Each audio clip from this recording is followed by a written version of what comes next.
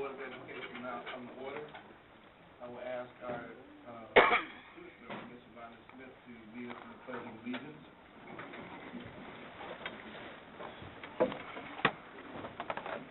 I pledge allegiance to the flag of the United States of America and to the republic for which it stands, one nation, under God, indivisible, with liberty and justice for all.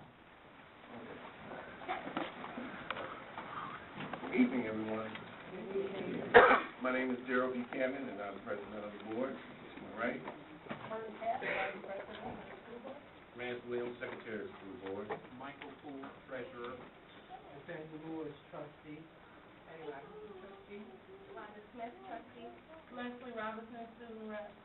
Randy Collins, student representative. And we want to welcome both Leslie and Brandy to the board. They are our student rep. Leslie is from Southfield High, and Brandy is from Southfield Labor. And we're going to get to their question pretty soon. We're going to move right into, I'm sorry, I got to introduce the rest of it. And to my left. Wanda Robinson, superintendent. Good evening, Ken Cyber, deputy superintendent. Good evening, Linda Wood, associate superintendent for instruction. Good evening, David Turner, associate superintendent for human resources and labor relations. Good evening, Debbie Trent, interim associate superintendent for administrative services. With us tonight we have Marty Knight, who is keeping record of this proceeding, and on audio we have Mr. Ronnie Couch, and in the back on video is Mr. Chuck Cassis. Okay, we're going to move now into the students and staff recognition. First up we have from MacArthur K-8 Academy, our Future Cities Regional Award, and Dr. Hentrell. She's going to defer. Okay. Good evening, I'm Kristen Biondo, and I'm here with the Future Cities team from MacArthur. If I could have all of the students stand just real quickly, so I make sure I don't miss anyone that I'm recognizing. Up front here, we have Lauren Williams, we have Jacqueline Wheeler, Devin Beach, Jamin Thomas, we have Ariana Mann, Kayam Carr, Dwayne Hewins, Chase Garrett. Okay, so let's give them a round of applause.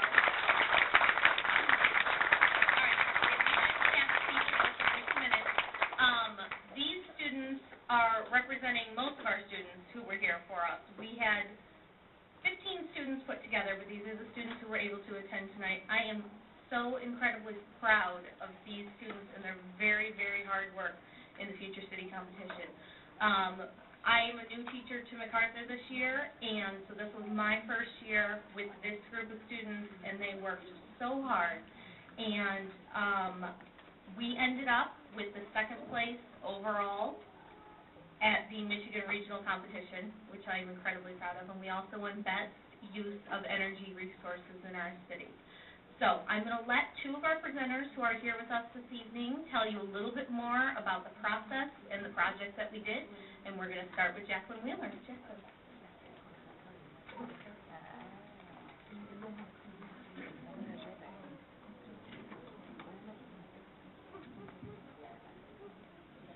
This year's project was to create a healthcare product that can help all of the citizens in our city, which is known as Purify, which is located in Oman. We had used engineers in our presentation and in our whole entire project overall. So since it was a healthcare product, we knew that we needed to use bio and chemical engineers, and they ended up creating the PEVMA chip, which stands for Patient Electrolytal Monitoring Microchip for Asthma. We made this to stop the dust problem which came into our city in 2021. And in 2171, we had a huge 150-year anniversary to celebrate. We had Mr. Jim, our engineering mentor, to tell us about the different types of engineers. We had bio and chemical engineers that created the PEVMA chip, and we had civil engineers lay out the city and the buildings of our city. While Maya, Lauren, and I worked on the presentation, the other members of our Future City team worked on the layout and the buildings of our city.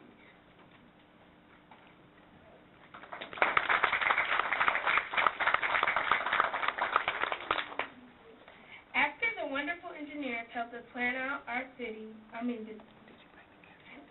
after the wonderful engineers helped us plan out the details of our city, we had to write a research paper. The research paper was to demonstrate all the different concepts of our healthcare products as well as the infrastructure of our city. Myself, along with the other presenters, had to explain everything that made our city unique. Writing this research paper really helped understand the true science and engineering of our city, Purified.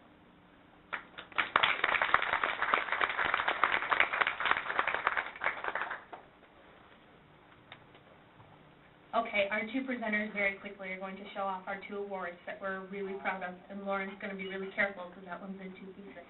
I also just wanted to mention that these girls worked very hard memorizing and rehearsing a presentation that had to talk about everything in our city within 7-minute time frames. So that was tough for them to whittle it down to 7 minutes and to get all the essentials in there. But they memorized, they did a fabulous job, and we won these two awards. And also the ladies wanted me to note that they're very thankful for the help of our engineer mentor, who was Mr. Jim Colmer from BB&E in Farmington Hills.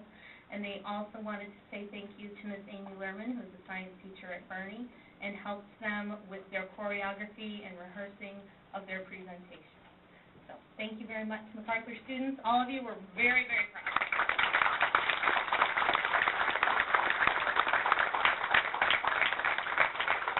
We're extremely proud of you also for winning this award.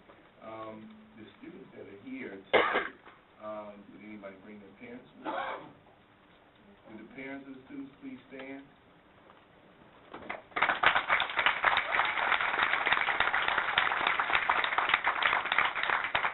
Thank you all. Next up, from SRAC, we have Trevor Payne, who received Honorable Mention Award from the National Alternative Education Association Video Contest, for which he wrote the music for his own soundtrack. Mr. McNeese.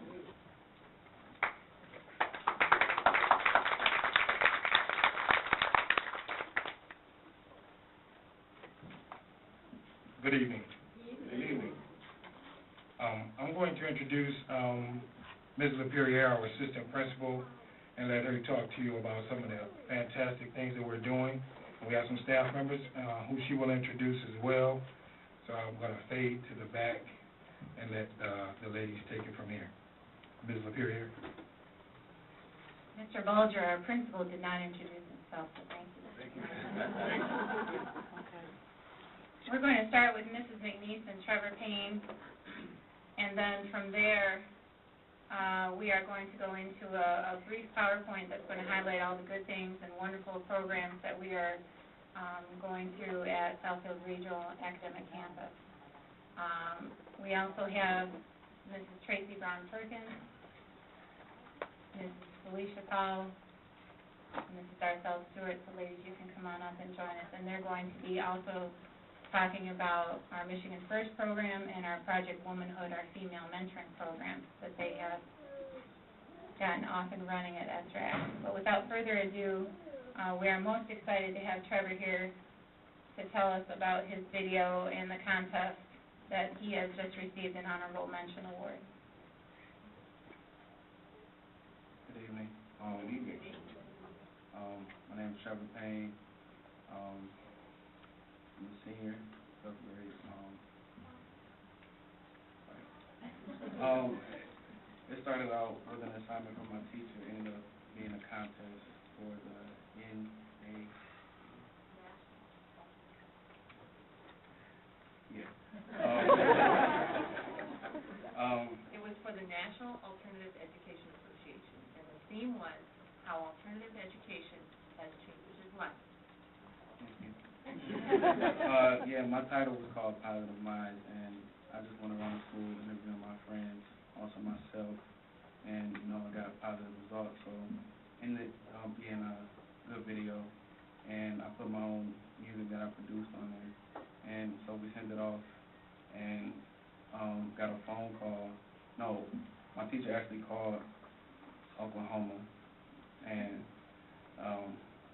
she was just like, oh my gosh, the music is amazing. Is it copyrighted? Is it his?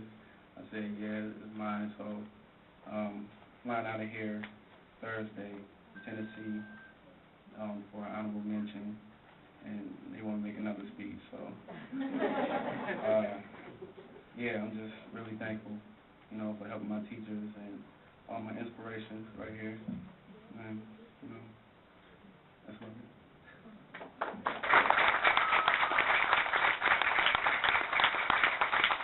We'd also like to recognize Trevor's mother, who's here with us tonight, who agreed to let Trevor fly down to be honored this Friday for the National Convention. So please stand up.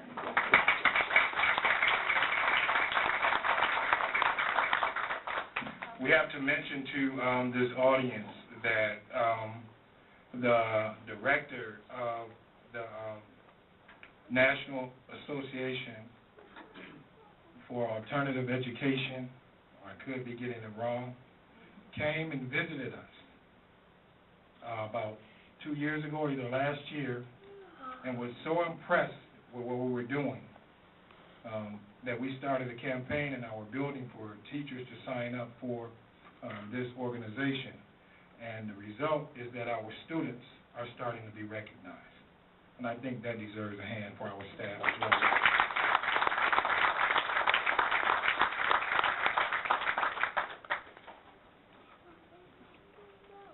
All right, thank you, Trevor. I think Trevor's a wonderful student with lots of possibilities. He's looking at a career in the media arts to be a music producer or be in the film industry, and we're very, very, very proud of him. I would like to start our presentation. Before you do, I'd just like to ask the board if they will indulge us this evening. The presentation for SWAC is actually going to be under the superintendent's report. But since they're lined up and ready to go, I'd like to ask Mr. President if we can move their presentation up to now. Last month at our January meeting, we had a community member address the board about SWAC, and afterwards we had a conversation with that community member to kind of share what SWAC was about, and we thought it would be good for the community as well as the board to get an update on what's happening at SWAC and learn more about our school. So with that, I'll turn it over to Mr. Bolger and his team. Thank you very much. If I could have the PowerPoint.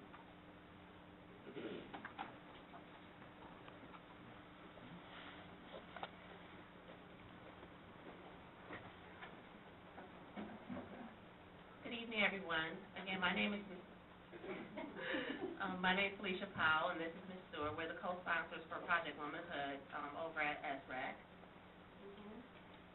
Yes, it was, well, this is my first year at SRAC. I spent 9 years at Southfield High School, and for the first few years, I worked with the ladies on a mentoring program called Project Womanhood. Before I left there, I think that the program had kind of been out of commission for a couple of years, and this year, being my first year at SRAC, Mrs. Powell and myself wanted to start a mentoring program there. It's a second chance for young ladies to kind of help them get it together, other than academics. So what you're about to see is a presentation, well, of their first project where they had to work as a team to get a holiday program together. It meant that they had to promote the program, they had to design the tickets, the flyers, the costumes, the actual dances had to be choreographed by them. They really had to promote it. So it was one of their first projects.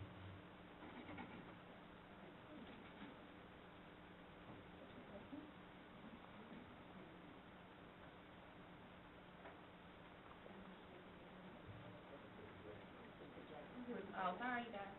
I'm getting it.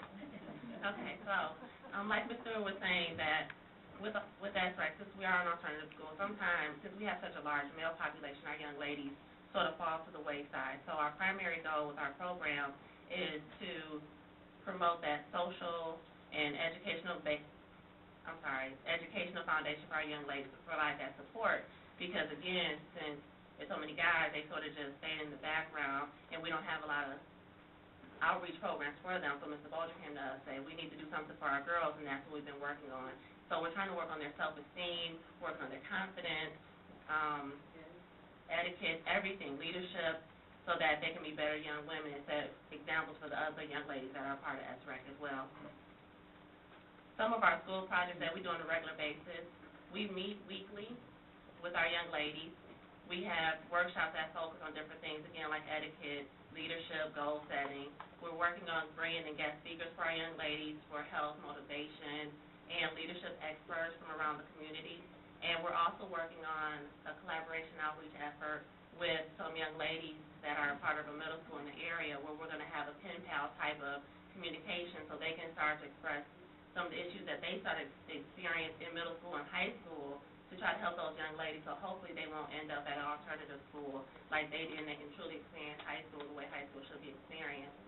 And also we're working on a college and career day where our young ladies, they're actually planning it. We're looking at different careers across the community and different experts to come in and shadow, well, the girls will be shadowing them, and they will work with them, and they will come in and they'll go through SRAC and actually show, well, okay, I'm a nurse, this is what I do, and expose our students to different careers, hopefully to spark some interest in them so we don't have to worry about, okay, I'm graduating next, now what? What's next for me? Some of the field trips our girls will be going on and have gone on.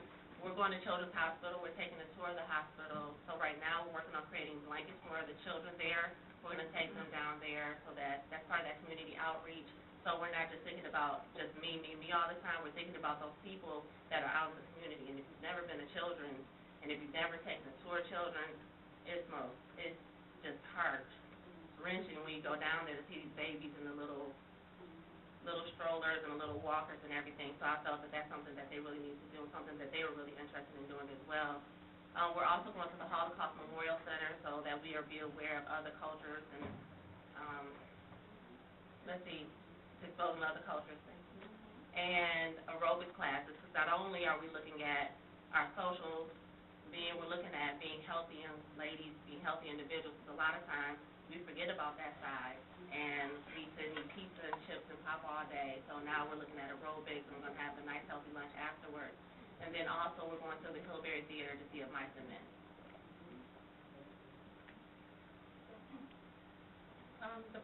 The program, one of our major projects was Joyous Praise. It was a holiday program showcasing the talented young ladies of SRAC. You have to remember, we don't have an auditorium there. So for 3 weeks, the young ladies every day had to come into a classroom to practice.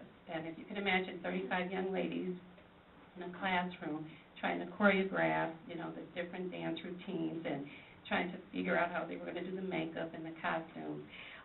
It was fun for them. It kept them from getting suspended and getting into fights and telling each other off and that type of thing. When we say we're working on the social aspect, these young ladies, a lot of them do have trouble, with their peers. And we're trying to expose them to things where they have to learn to get along.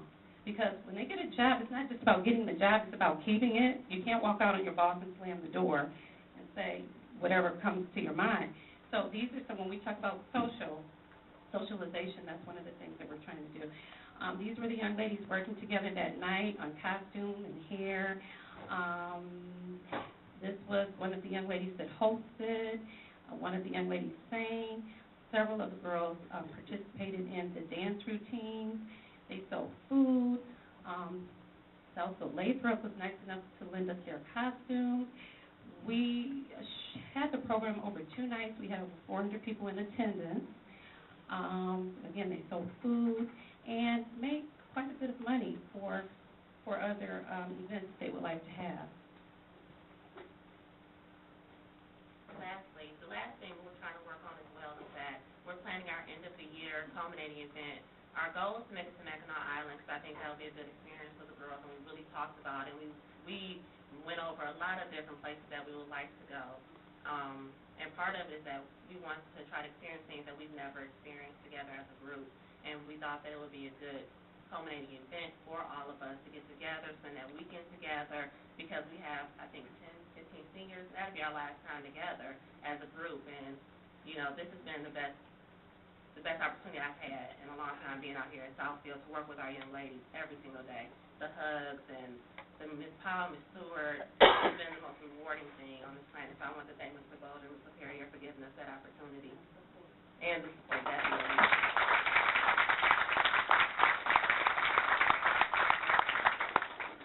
And thank you again, and pass on to Mr. Wood. Thank you. We have a lot of things going on in the SRAC Art Studio. One of the things is that we received 13 scholarships to Art Bridge, which is at the Birmingham Bloomfield Art Center. Each scholarship is worth $2,300 for each student, and that will give them the opportunity to take extra classes. Some of them are Wednesday nights, and some of them are on Saturday afternoons, and some are taking multiple classes. And these classes provide the students with opportunities to work with mentors in the community and really get their portfolios ready for applying to careers in the arts. These are the students who receive those scholarships. Then we took a exploration day to Lawrence Tech, and we experienced real college classes. And here's some of my wonderful students. And they walked around all day, and we really learned about the careers and opportunities available at Lawrence Tech. Then some of my students did linoleum printing and woodblock printing and styrofoam printing, and I'm submitting these to the School Arts magazine, which is published around the world, and they have over 100,000 subscribers. And so this is one of the opportunities that we are going to showcase from SRAC into the national magazine. Hopefully, I know it will get accepted. These are self-portraits. These were carved from wood. Yeah, so our students at SRAC are very, very talented. I do a unit on architecture, and we have 2 young students who are applying to a full-week residency program at the Frank Lloyd Wright Fallingwater House in Pennsylvania. And the cost is $1,000 for our students to go. And so once they're accepted, we'll be doing some fundraising. And we have about 10 students who are serious about the field of architecture. And these are some of their cardboard houses that they designed. This was published in 2007 in Arts and Activities magazine. These are the SRAC houses from this year. They built them from cardboard and hot glue and paint, and they used plastic for the windows, and their designs had certain size capabilities, but they could expand out. And it was very interesting trying to store 141 houses in my classroom, but we got it done. So they needed railings and stairs and exits, and it was really a wonderful, wonderful project, and one that I do enjoy. Moving on. Okay. You can see that the porches and the rooftops were all designed. Then we were awarded a Target grant from Target and the Detroit Institute of Arts. And on November 16th, we took a tour of the DIA and visited the Diego Rivera mural, Detroit Industry, which we studied after we watched the movie Frida, about Frida Kahlo and her husband Diego Rivera. So my students walked into this mural and just had the most wonderful conversations with the docents. So we walked around. We only had a limited amount of time, and the grant was for the students' buses and their admission and the docent tours, and I took 200 students on that day with 20 parent volunteers. So we had a wonderful, wonderful time. I'm the advisor to the SRAC Fashion Club, and these girls are going to be going into careers of fashion, and so we were looking at a spring fashion show as we did last year.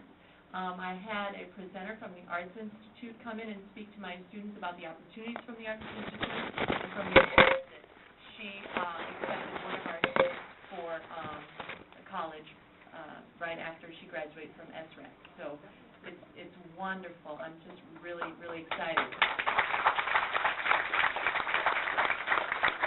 So Brittany Smith received the acceptance for AI, and they have campuses in Novi and around the world, so I'm very proud of her. We're also getting representatives from Full Sail University, Kinder College of Art and Design, and many, many other colleges of our college recruiters coming into our Art Rec studio and talking to their kids about careers in the fields of art, such as video game design and web design. We did a project on installation arts, and Eisenhower will be recognized in Arts and Activities, School Arts Magazine with this project from 2 years ago. So I'm very proud of my Eisenhower students who did this project and who will be recognized nationally. Trevor Payne, of course, with his National Alternative Education Association recognition for his honorable mention. And then I'm up for a grant, so I want everybody to remember, we are teachers. I need you to vote now. I need everybody to go online, please, and it's very easy to find me. Just type in We Are Teachers and look for the grant about how do you use the visual arts to support language arts in your classroom. And I will receive, because I'm going to get the grant, because all of you are going to vote for me, $200. And thank you ahead of time to the Southfield community who's going to vote online also.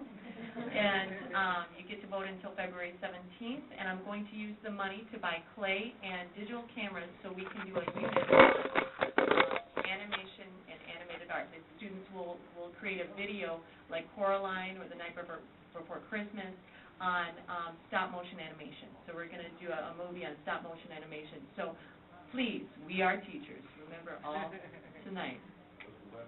WeAreTeachers.com. Just type in We Are Teachers, look for Molly McNeese, and it says SRAC on it. It's entitled Animated About Animation.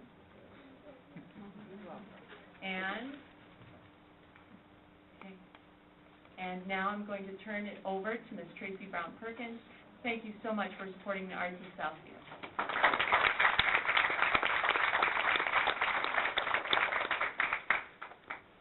Thank you, Ms. McNeese. Again, my name is Tracy Brown Perkins, and I'm over the business program at Southfield Regional Academic Campus. What you see here is our school store, and this is a shot of, I guess, a collage that was put up a few years ago, and it shows our register and how the layout of the school store. Let me see here.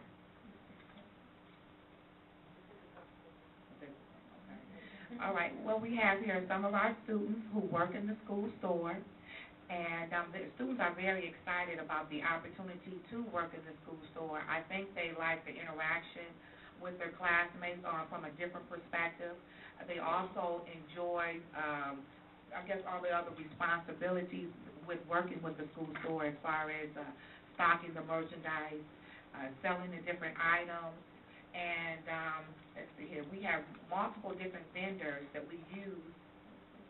Okay, if you notice here, last year the store did not have the Frito-Lay. This year, this is a vendor that we've implemented in the school store, and we show and display the various different products. So students are learning and understanding how it is important to the visual display of products and how that is something that, and basically it attracts people to a particular product. Our vendor who comes in and assists us with stocking the store, he has everything arranged in a certain, displayed a certain way, so students will understand that the visual lineup and display of the product helps in the also selling of the product. Students also, they come to me from time to time because they observe certain products, and they'll say to me, Ms. Perkins, this product, I don't like the way this bag is designed. I don't think this product is going to sell. Let's taste this product here by Ruffles. Okay, it doesn't taste good. We shouldn't buy that product anymore. So it's very good to hear them understand the business aspect of what goes on in the store. Okay, here's an up-close shot of some of the other products from one of our vendors. We have a line of Snapple as well as the Arizona Tall Boy. That's something else that was implemented this year, as well as a product, Everfresh. And then, if you also notice, we have ice cream in the store as well. Also, our vendor that we use with the district has brought us a Snapple refrigerator. So that's something that we talked about with our partnership council a while back, and it's now implemented.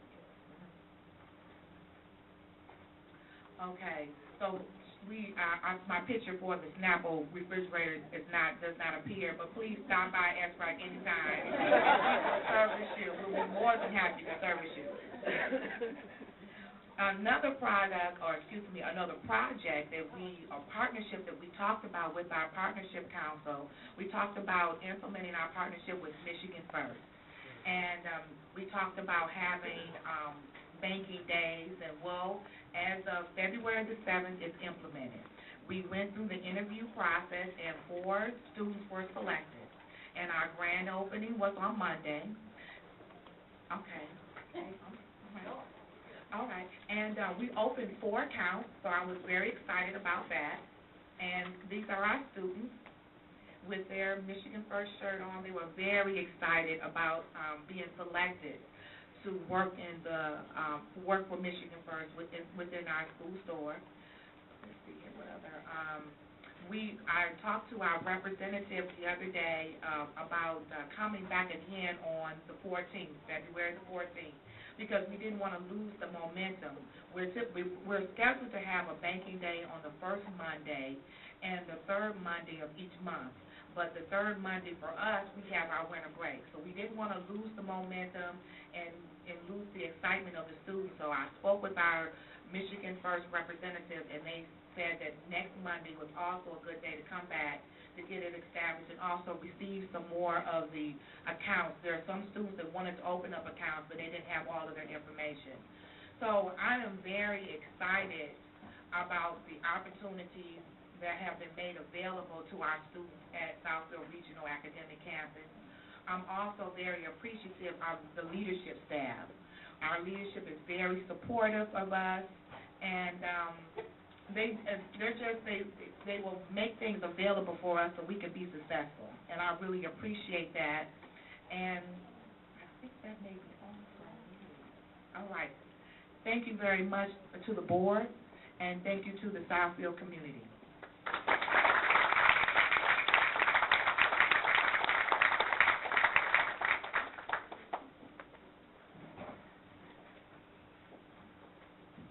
Okay. And we want to thank you also for all of the great work you're doing over there with our students at SRAC. We're really doing some life-changing things over there, and I know that without the leadership and the dedication of both the administration and the staff, none of those things can be possible. So thank you. Thank you. Sure will. Sure will. I forgot to mention that the reason we don't have our model tonight, To the right. I'm sorry. That's right. I wanted to mention to the board and to everyone else here, the reason we don't have our model this evening is because the Engineering Society of Detroit was so impressed with it that they asked to keep it to use for a project that they're doing this Saturday. So when we get our model back, our students would love to come back and present at a future board meeting. And we'd love to see Okay, it. wonderful. Thank Thank you. Okay, that takes care of our student and staff recognition, and now we're going to move to the student reps part, and Leslie Robinson of Southfield High School. Good evening, everyone. I'm Leslie Robinson, the student rep from Southfield High School, and I'm pleased to join you this evening. On Saturday, February 5th, the band and orchestra students from Southfield High School performed for judges at Harlan High School for the District 4 MSBOA Solo and Ensemble Festival. Every Southfield High entry was awarded a medal, and 4 students are moving to State Solo Ensemble Festival in March. The Southfield newspaper is up to win the Spartan Award, which will get them into the Journalism Hall of Fame in Lansing, Michigan. They have to have 9 Spartans in order to get this award, and they already have 8. So they're hoping that this issue will get them the 9th award. Also, we have 468 Southfield High School students walk at the Martin Luther King Peace Walk on January 17th. Southfield High is also proud to have inducted 13 new members into the Scholars Plus program. Juniors are working on their projects, and seniors are preparing to enter their essays or take the impromptu essays. All the students in the program continue to maintain high academic status and take multiple AP classes. The Business Professionals of America went to the Regional Leadership Conference in Dearborn on January 7th and placed first in the preliminary procedure. They are currently fundraising for their state leadership conference in Grand Rapids, Michigan, which will be held March 24th through the 27th. Southfield High is also proud that we have 22 students for the Wade McCree Scholarship. They entered the program in 9th grade by doing an application and an essay, and they continue through by working in competitions, and now we have 11 in the 10th grade and 11 in the 11th grade. That is all from Southfield High.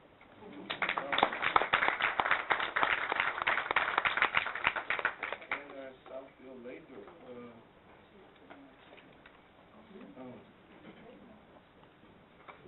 all right, so we're gonna move on. Now we're gonna go to the report of the superintendent, Dr. Robinson. Yes, well, you've already seen part of my report through the SWAC team. I want to congratulate them on doing an outstanding job.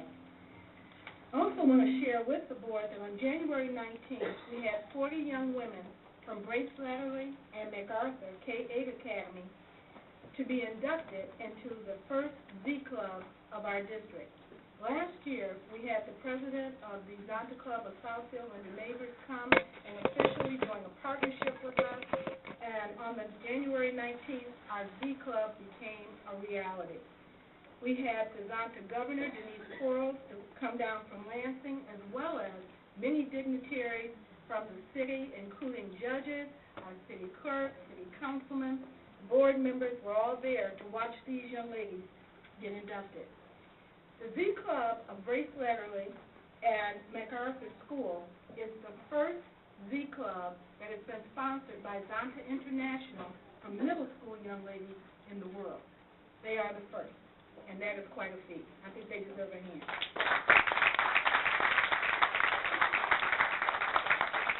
They will provide community service to our community, and they will come to the board, their president, vice president, and so on, to address you in the future. But I did want to say a congratulations to all of them. I'd also like to share with the board that I'm very pleased to announce that the MacArthur PTA will resume toward the end of this month. They will start meeting with Dr. Hintrell and the acting president, and they will come and address you in March with a big surprise. And Dr. Hintrell has sworn me to secrecy. So I cannot share what it is at this time, but I want to congratulate them on working together. Met with Dr. Hintrell and their president last week, and they are raring and ready to go. So we're very proud of that. That completes my part of the presentation. I'm going to turn it over to my cabinet. Good evening again, board members and public. This morning, I had the pleasure of riding around Southfield in a school bus with 4- and 5-year-olds and their mothers. Today we began our kinder crawls as we begin registration for fall of 2011 for kindergarten. We will be continuing our kinder crawls this Thursday afternoon starting at 12:30, and next Monday morning, February 14th, and Wednesday, February 16th. At each crawl, we managed to get to 4 schools. The parents and the children get to come into the classrooms and see what kindergarten is all about. And it's an opportunity for parents to learn about our schools, as well as seeing for themselves all the good things that are going on in our classrooms, and to find a kindergarten that they would like to enroll their child in. The kinder crawls will be followed up in March, during the week of March 7th through 11th, with our annual kindergarten roundup. So there'll be much more information for parents at Kindergarten Roundup. And there are 8 kindergarten roundups during the course of that week.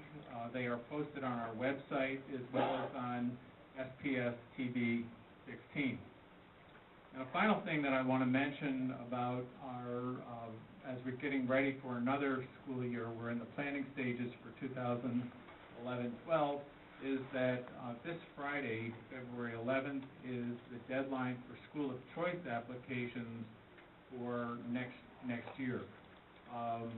We will be accepting up until 4 o'clock applications for placement outside of your attendance area in Southfield. We grant school of choice on a space available basis, as well as parents must provide their own transportation if they would like to enroll their child in a school outside of their neighborhood attendance area. And again, those applications for school of choice are available in school offices, as well as can be found online at the district website. Thank you. Good evening. I'd like to just give a few brief announcements and recognize and just really thank the community and parents for first coming out to our specialized school evening and program evening, I should say, that was on January 26th. It was an enormous crowd, and we provided insight into all of our different programs and our academies for that evening. The other thing that I'd like to announce is also on February 16th, which is in a few days, we will have our Academy Nights at both of our high schools, Southfield Lathrop and also Southfield High. We'll start at 6:30 in the evening and go until 8 o'clock at night. And all of the academies, the programs, etc., will be on display for students and for parents to learn more about our fabulous academies. I also wanted to share with parents also just to remind that at the high school level this week and next week our students are engaged in course selection for the spectrum of courses that we would like for them to consider for the upcoming school year. So that's important for that to be not only a student and a teacher but a parent engagement. And then finally, I'd like to just put on the plate for you to start placing on your calendar is that we will have summer school this upcoming summer, of course. The dates will, for summer school will begin June 27th, and it will end July 29th. And a full update on summer school will be forthcoming at our March meeting. And that is it for me this evening. Good evening. Most of the information contained in my report will be in the consent agenda. However, there are a couple of things I did want to report out to the board, to the community. One is that negotiations continue at a feverish pitch, and I am quite satisfied with the progress we're making thus far. So we'll see if that continues on as negotiations hopefully come to a conclusion relatively rapidly. The other is a vacancy that was reported to the board on last board meeting, I believe, January 11th. It was relative to the geometry position over at Southfield High School. I did tell the board that I would respond back this board meeting with progress on that position and let us know where we were from a staffing perspective. That position has been filled. On the 18th, we extended an offer to a potential employee. They then, of course, accepted the position, began their paperwork on the 21st of January and started in the position on the 31st of January, and they are doing quite well from what I am told. So that geometry position has been filled, as I was forced to promise at the last board meeting. Short of that, that is it. Thank you. Good evening. My report will be handled under the consent agenda and the Appropriations Act under the action items.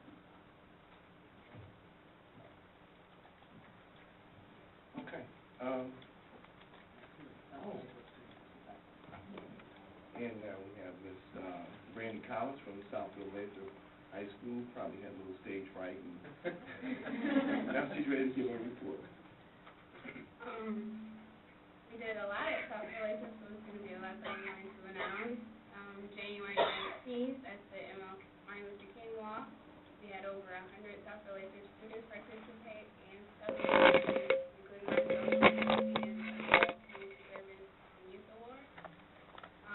January 29th, several choir students participated in the MSVOA District Solo and Ensemble, and we had the women of Lathrop and 8 other students receive one rating, which is excellent, and 4 others received 2, which is good rating.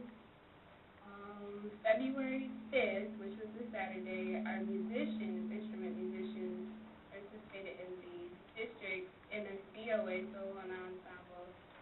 10 students received 1, and 5 5 received 2s. February 7th through the 11th, our student council is participating in our annual Charity Week drive, and for the several days, tomorrow on Wednesday, we are going to be collecting baby items for AfroCare and the U of M Institute for Women and Gender, and our goal is 100 baby items, and on Friday, we're hosting a jean day where students get to pay the money to wear jeans to school, and our goal is $1,000, and all the proceeds go to the Ronald McDonald Charity House. Our National Honor Society on February 22nd is going to participate in the MAHS Regional Conference, and several of our students will be presenting. And lastly, our DECA, our Marketing and Business Program, will be participating in their state conference, and 6 students will be going, and then I believe it's the 22nd as well, the 20th. And, our our girls basketball team is undefeated in their district, but they are 11-3. They're 11-3, but they're undefeated in their district with the team they play. That's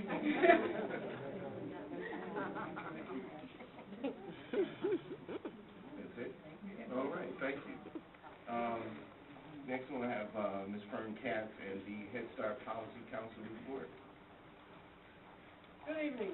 The Head Start Policy Council meeting was opened by Chairperson Michelle Hill at 8:45 a.m. yesterday, Monday, February 7th, at the Bussey Center. After introduction of 2010 officers and representatives, the minutes of January 10 were reviewed and approved. Do we have a representative here tonight from the council? Do you know him? Who's waving at me? Oh, the principal is here. I cannot see her. Miss Vicki Bain-Perry is here. Good evening. The Head Start planning calendar.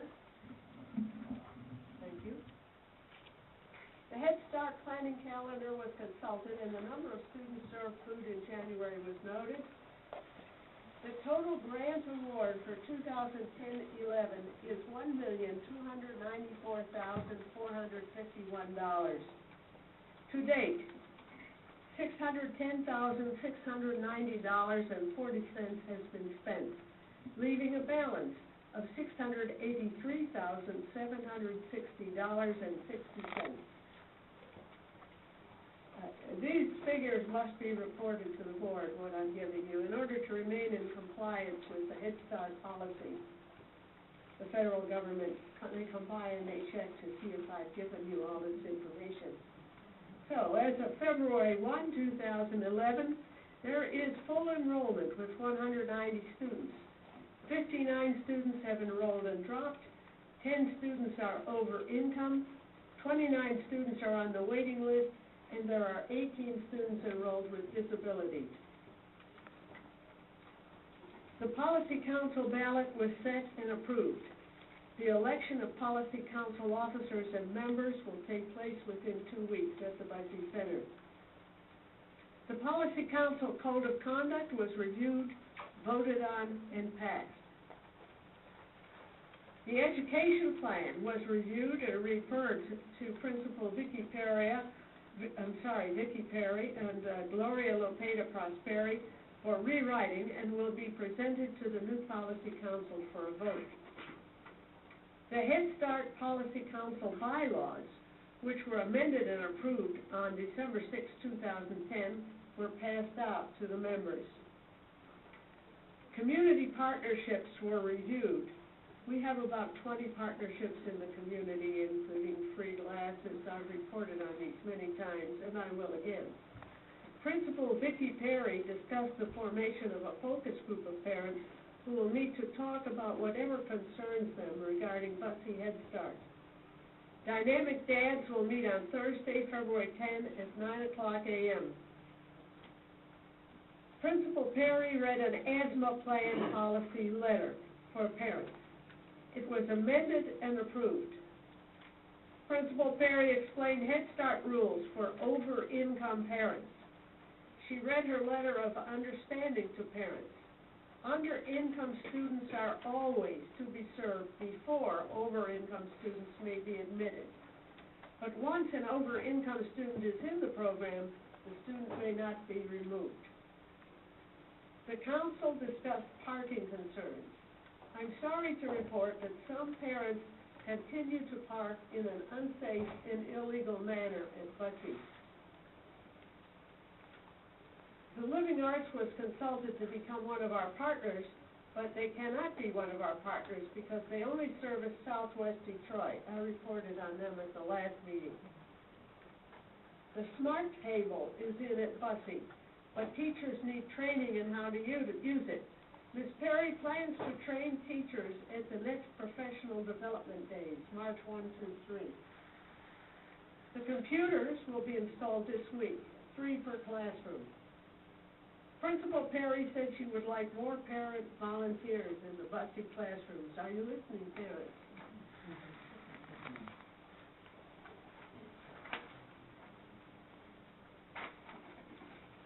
The new commercial dishwasher cannot be used because the floor in the kitchen needs repair.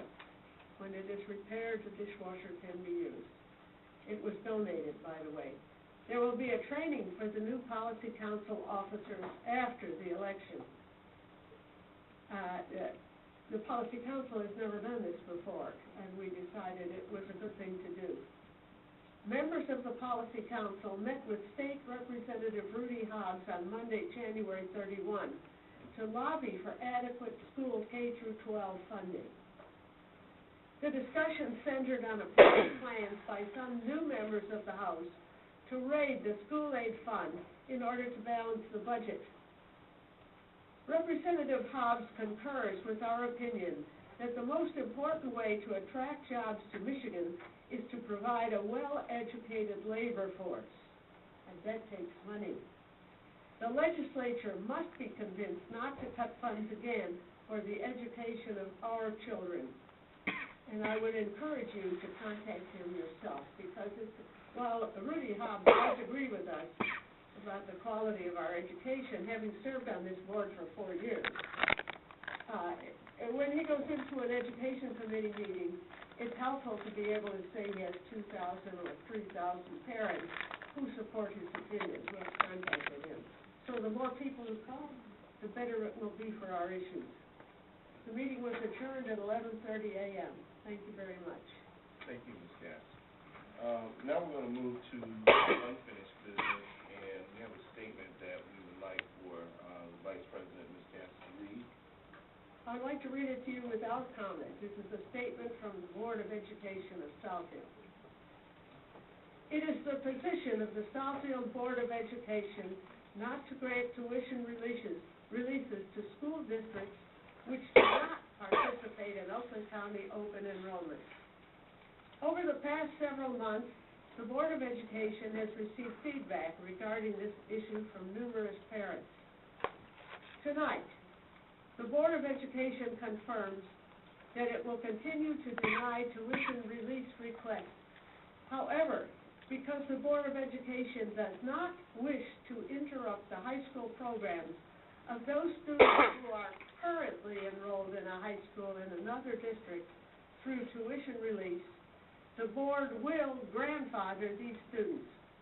In other words, the students currently attending Andover, Lauser, Groves, Seaholm, or Berkeley high schools will be able to complete their high school careers in these schools.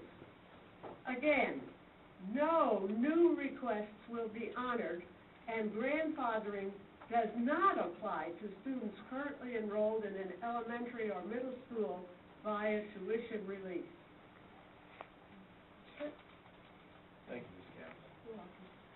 Now we'll move to the action items, and I'll ask someone make a motion to open and approve the consent agenda. So moved. Report recorded. Are there any questions, any discussion? Hearing none, Mr. Secretary, if you call for the vote, please. Madam Vice President? Yes.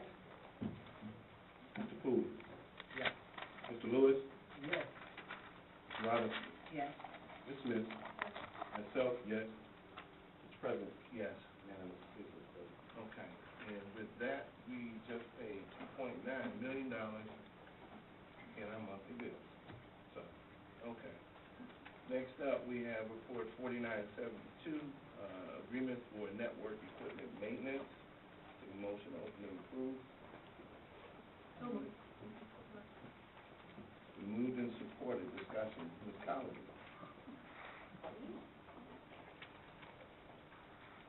Good evening, Board. Evening.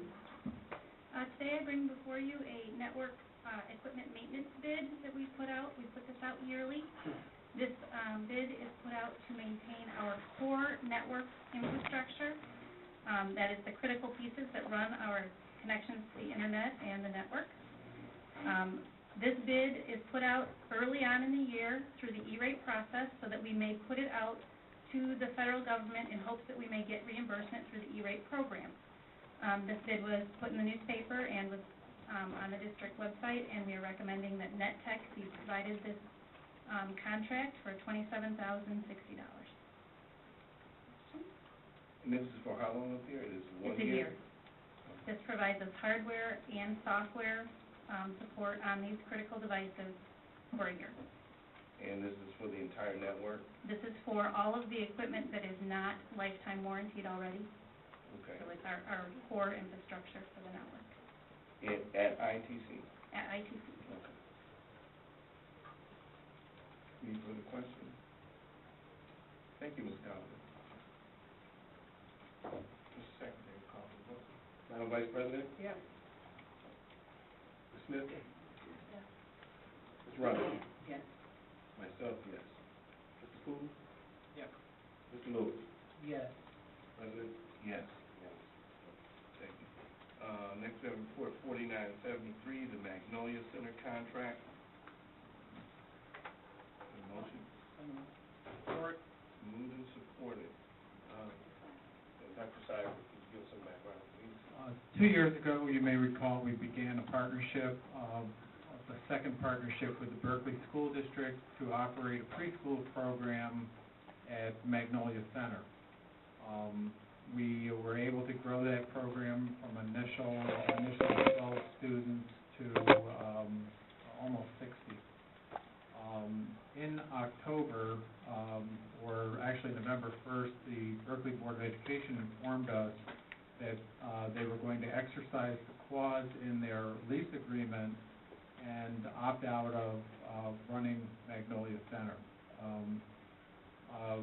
We have a successful program there, and we didn't want to lose it. We have a number of parents that are using that service. We also see it as an extension of and part of our student recruiting, quite honestly. Students that start preschool with us many times continue on to kindergarten and through the grades. So we have a current contract with, and you reviewed this, once again, you approved it in the spring, and you had a report from Knowledge Learning Corporation in October, an update on latchkey services and how they're going. So we had talks with Knowledge Learning Corporation, doing business as Champions, if they would take over the Magnolia program. After over a month of negotiations, we are recommending tonight a contract with Champions for the continuing operation of the Magnolia Early Childhood Center. There is some differences in this contract and the arrangement we had with Berkeley. First of all, Champions opted out of doing the infant toddler room. They have kinder care centers in the city, and those parents that were in the toddler program or infant program were given the invitation without registration to attend kinder care. They are operating a smaller program at Magnolia. Many of the parents have continued on that were with Berkeley are now with Champions at Magnolia Center. And we have a revenue sharing agreement with Champions. That's another feature of this contract. So this evening, we are recommending to approval of this contract with Knowledge Learning Corporation. Are there any questions for it? Mr. Secretary, call for the vote. Ms. Robinson? Yes. Mr. Poole? Yeah. Myself, yes. Mr. Lewis? Yes. Ms. Smith? Madam Vice President? Yes. Yes. Thank you. It's time to take a motion to open and approve report 4974, the extension of contract for Linda Brown. Support. Moved and supported. Ms. Wood. In October, we brought to the board a contract for review and your approval for Linda Brown to support all of our high schools in the Career Center, working with our peer professional, working with our staff, working with students, facilitating universities to come in and to provide information and support for students as they are moving towards that goal of entering and being successful in college. She comes with a tremendous amount of experience and expertise in this area, and she has done a tremendous job with all of our high schools, and we would like to extend this contract with Dr. Brown through the course of the second semester, and that is what we're bringing to you this evening. So this, again, is for an extension of her current contract through the end of the second semester, which will be in June, and not to exceed $20,000.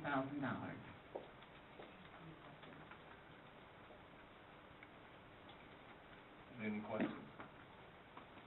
We don't have a lot of questions that we actually discuss a lot of this information in our study sessions and board meetings in advance. And it's not like we're sitting up here like we don't know. We know, just so I can move through. Mr. Secretary, if you call for the vote. Ms. Smith? Ms. Robinson? Yes. Mr. Poole? Yes. Mr. Lewis? Yes. Myself, yes. Madam Vice President? Yes. Yes. Thank you. Next, we have report 4975, the First Amendment to the Appropriations Act.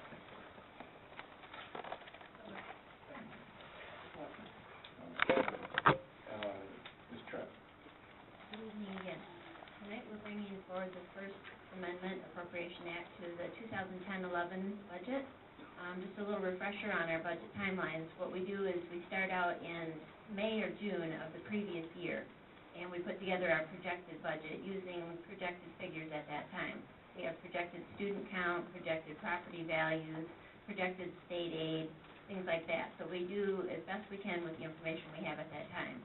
Then the process after that is twice during the year, as we get better information, we do amendments so that we can stay on top of it and have a good working document through the year so that we can see where we actually are with our budget. So this is the First Appropriation Act, and some of the highlights of what the changes were. Our revenues actually went up by $2.7 million. Most of that was because our student count actually came in higher than what we had projected, which is a good thing. So the blended count was 66 students. So it was almost $1 million that we got in state aid and taxes because our student count wasn't as low as we had projected. So hopefully that trend will continue. We also had a supplemental to our PA-18 money. PA-18 is the county tax money that goes towards special ed. It flows through Oakland County.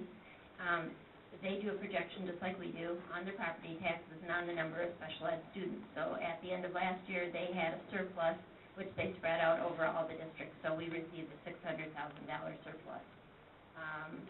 Miscellaneous revenue of just under $300,000 was a change because we got an insurance rebate from our insurance company, Middle Cities, and also we've done some rentals. Dr. Cyber has been successful in renting out some of our properties and bringing in some rental revenue that way. One other thing that we did is our food service has actually, instead of being a cost to the district, since we have privatized that, has actually been making money. And so what the district is allowed to do is charge indirect costs for administration and move that into general fund.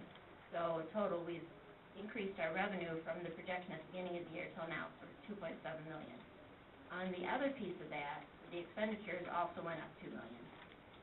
They went down because we did put an insurance cap in place. We were able to negotiate that with some of our unions, so that was a big savings for us. The other big piece, though, is our tax tribunal settlements. We had to increase that line by over $3 million, and I have discussed this before with the board, that at the state of Michigan, they have a backlog of tribunal cases where people go in and because Southfield is based largely on industrial commercial property, our tax assessment request for when people go in to request an abatement on their taxes, it's not like the communities that are mostly residential. These are large millions of dollar abatements. So when they come through and they're finally starting to get through to it, they come and they hit us and the county brings us the tax and we have to pay it within 30 days. We've had 3 of them hit us over $1 million. We have no way at this time of knowing what those amounts are going to be. Even if we know exactly what's on the docket, we don't know what the judgment's going to be. So we're trying to guess worst case, but it could actually be even worse than that. So the bottom line is we're not that far off from where we projected at the beginning of the year. We're actually showing that we're a little bit better off. We're projecting a fund balance of $4.7 million at the end of this year, which will go towards helping the deficit that we're looking at in a long-term projection for next year. Any questions? Thank you, Ms. Trevor. Mr. Secretary, call for the vote. Ms. Smith? Mr. Robinson? Myself, yes. Mr. Poole? Yeah. Mr. Lewis? Yes. Madam Vice President? Yes. Mr. President? Yes. All right, thank you. Item number 7 on the agenda is the actual purchasing report. These items do not meet the threshold number for consideration for board approval, and therefore they're just listed on the report for your approval. Now we come to the public participation part of the meeting. This time is set aside for public comment. If you have not already done so, please fill out a green card and return it to Dr. Cyber. Comments and complaints toward individuals should be made privately or in writing to the superintendent. Please limit your comments to no more than 3 minutes each. As your name is called, please step to the microphone, state your name and address for the record. And first we have Ronald James.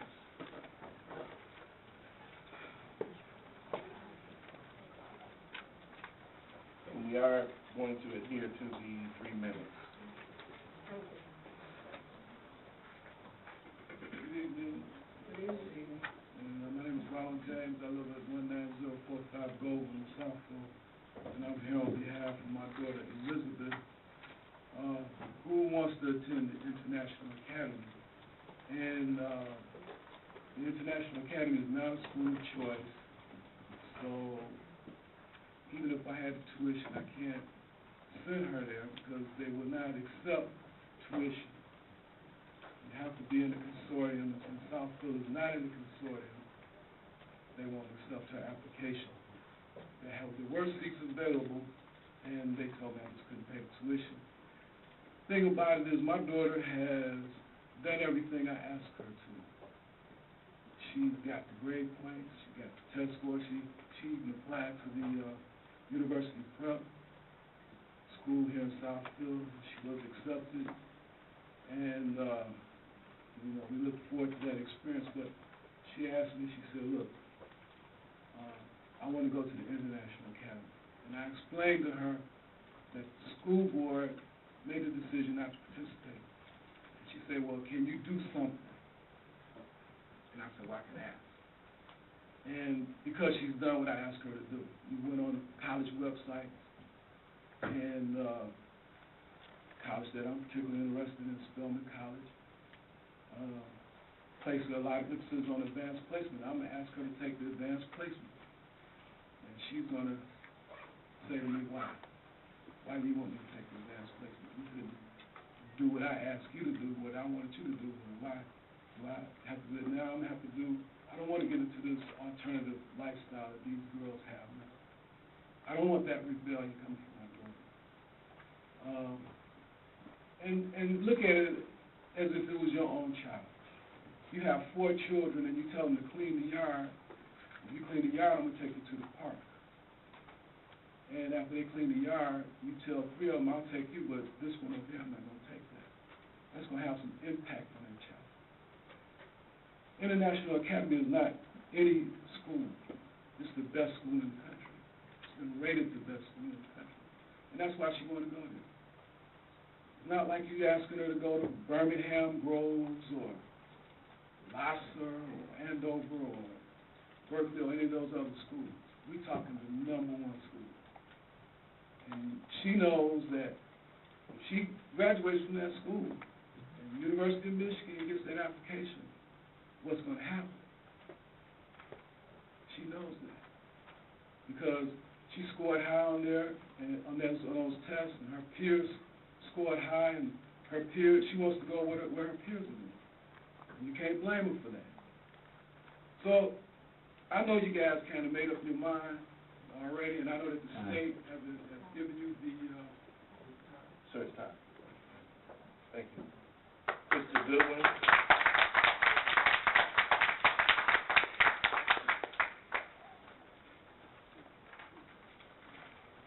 Hi, my name is Mr. Goodwin. I live at 28935 Murray Crescent Drive, Southfield. I'm angry and frustrated about this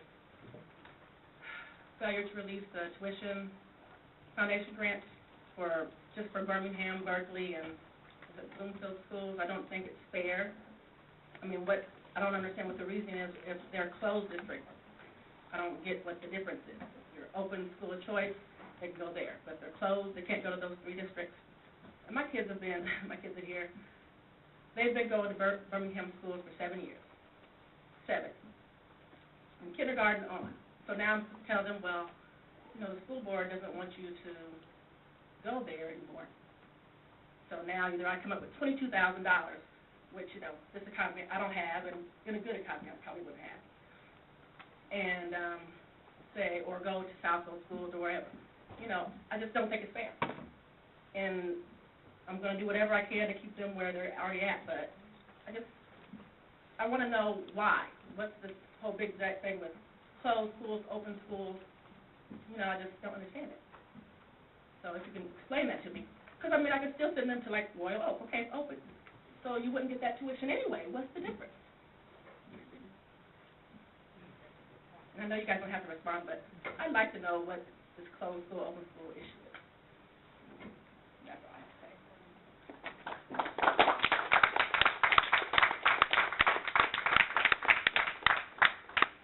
Amber Parrish.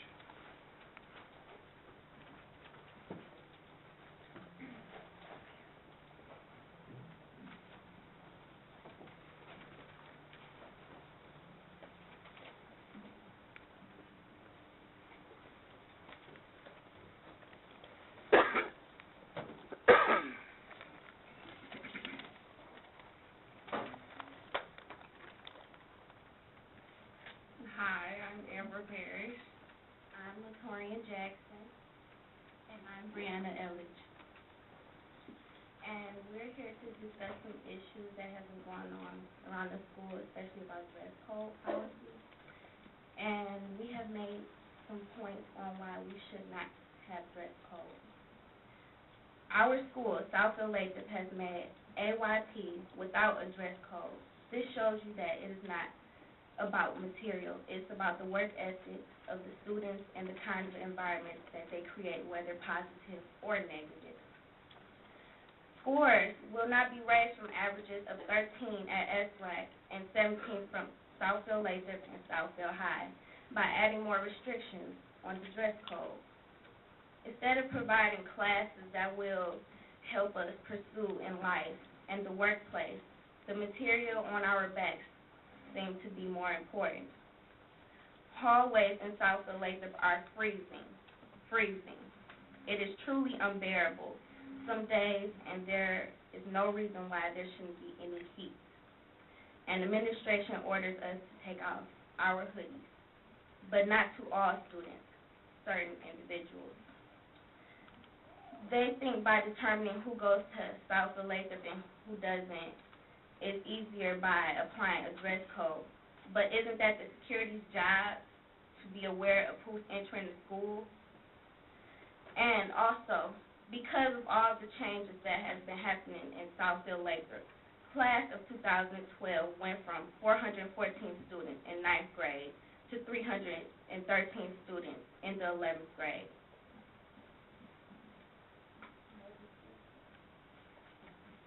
Thank you for your time.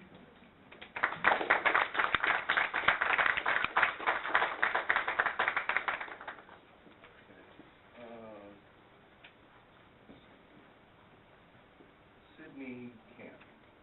Is that right? Yeah.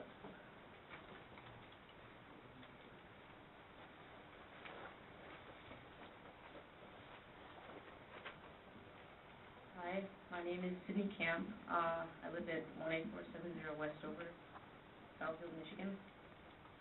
First off, I would like to thank you for grandfathering in the high schoolers, letting them continue to grow. But I also have a younger sister who is attending Berkshire Middle School, and it's really important to us to have her continue, because actually our dad moved out to Birmingham so the kids could get in the school district, and he died 3 years ago. So, you know, it's kind of important to us to keep his dream going, to keep doing what he wanted us to do. And, that's it.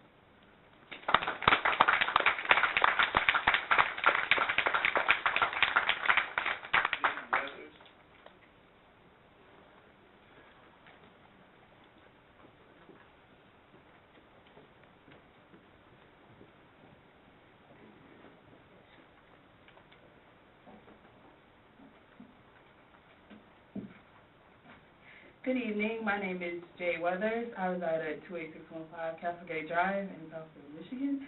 At the last school board meeting, I introduced the House of Reps to you guys. Again, it's a kind of a United Nations of Lathrop, of all the leadership organizations. We just had our last meeting Monday, January 31st. And we have a ton of exciting events coming up, just as Brandy said. We have about 15 organizations in the House of Reps. And some of the House of Rep members are here tonight, and they will elaborate more on their organization. Sorry. I'll give a quick description of them. DECA is an organization for students interested in pursuing careers in business management, office administration, information technology, and other related career fields. Last Friday, they raised $133.59 for the Go Red Women's Heart Disease Campaign. Student Congress, otherwise known as STUCO, it is an organization that plans and manages most of the school-wide events. This week, like Randy said, STUCO is having their annual charity week. Yesterday, STUCO started off the week by selling stars and moons for the American Cancer Society. Today, we collected books, DVDs, and money for the Children's Hospital Teen Drive. Our goal to meet is 200 books and DVDs. Tomorrow, STUCO will collect baby items for the Afro Care of U of M Institute's Research on Women and Gender. Our goal to meet is 100 baby items. On Thursday, STUCO will host the Penny Wars amongst the grade level classes, and the money will be used to support Southfield Lathrop's Autism Spectrum Disorder Program. Our goal to reach is $200. For the end of the week, we will host the Jean Day, and the money raised will go to the Ronald McDonald House. Our goal for the day is $1,000. Collectively, this is aside from Charity Week, all the Southfield High Schools, Southfield Lathrop, Southfield High, and University High School, we are trying to send at least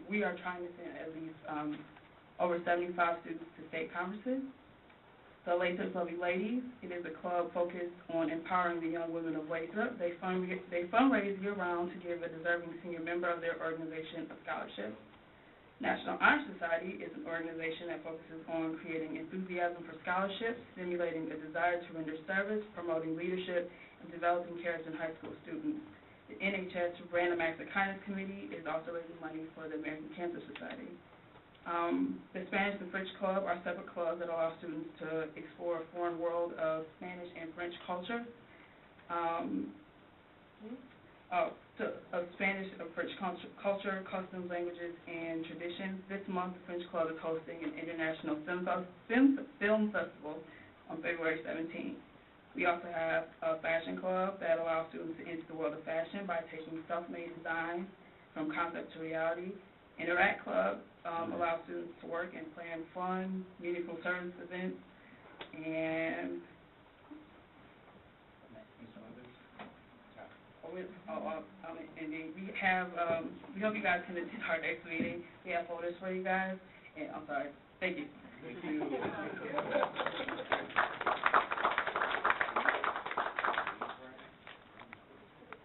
Okay, next we have Brad Westbrooks.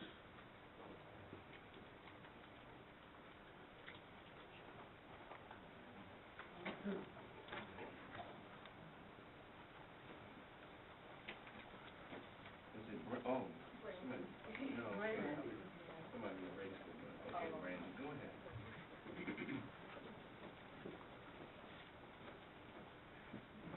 Hi, my name is Brandy Westbrook. I'm also part of House of Representatives, as Jay said, and I'm a representative of the Southfield Spanish Club. And Spanish Club's main mission is to enrich students of the Spanish and culture language. And we haven't really had that many events yet, but the event that we did have was the International Film Festival for French and Spanish Clubs. And some of our events that we plan on having is, we plan on having a Spanish dancer come in and teach us different dance moves and stuff. And we also plan on having a bake sale. And we were going to sell cookies and cupcakes that would have Spanish words spelled out on them, and it would be spelled out in frosting. And our plan at the end of the year is to go on a trip, maybe to a Spanish city, and it would be very beneficial and educational.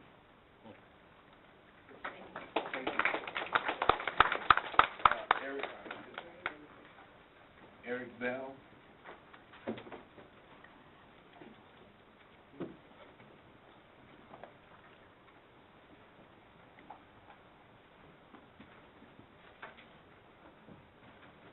I appreciate the opportunity to speak.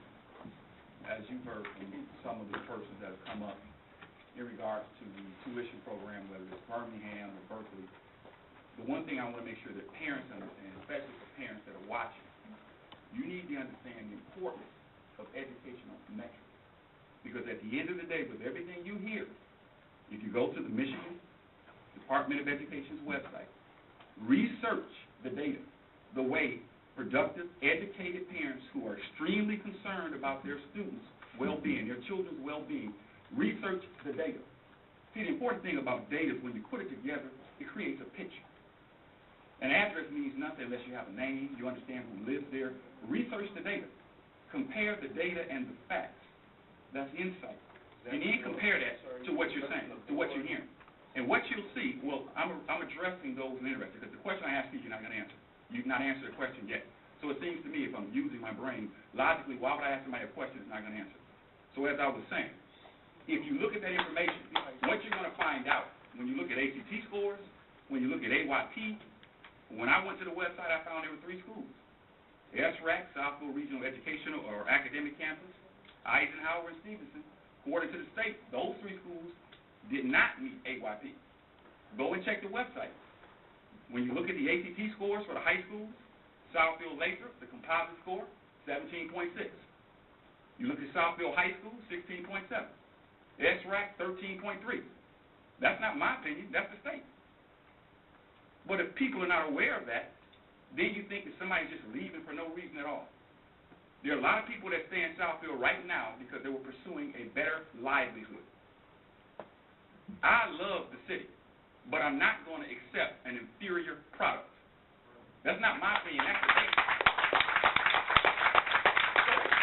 For the parents who are watching, here's my challenge. For the parents who are watching, go to the Michigan Department of Educational website, look at the data, and ask for a detailed, not fluff and buff, but a detailed action plan on how these scores, these metrics, AYP, you pick, ask specifically how this board is going to address those things. Because as sure as my name is Eric Bell, if the board can deliver scores that are on par with Birmingham, Berkeley, Beverly Hills, you pick a school district, then I'm back here. I would much rather be here, but I'm not going to accept less because you're telling me your opinion. Thank you.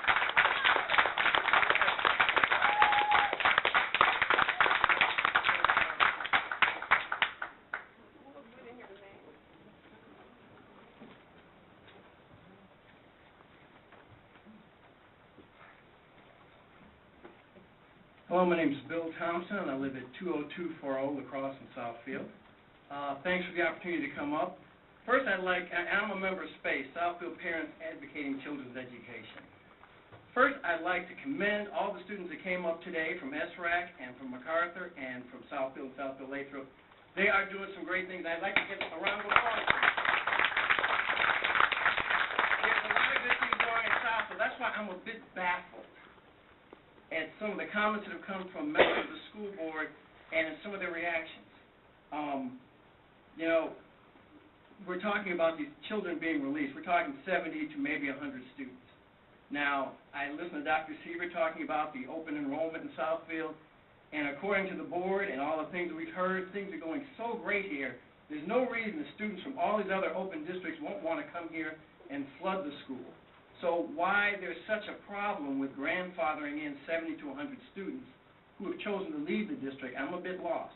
Now, I'd like to quote your school board president on an article on January 20th, and I appreciate it, says, the students who tend to leave Southfield to attend a different district are typically high achievers with actively involved parents with resources.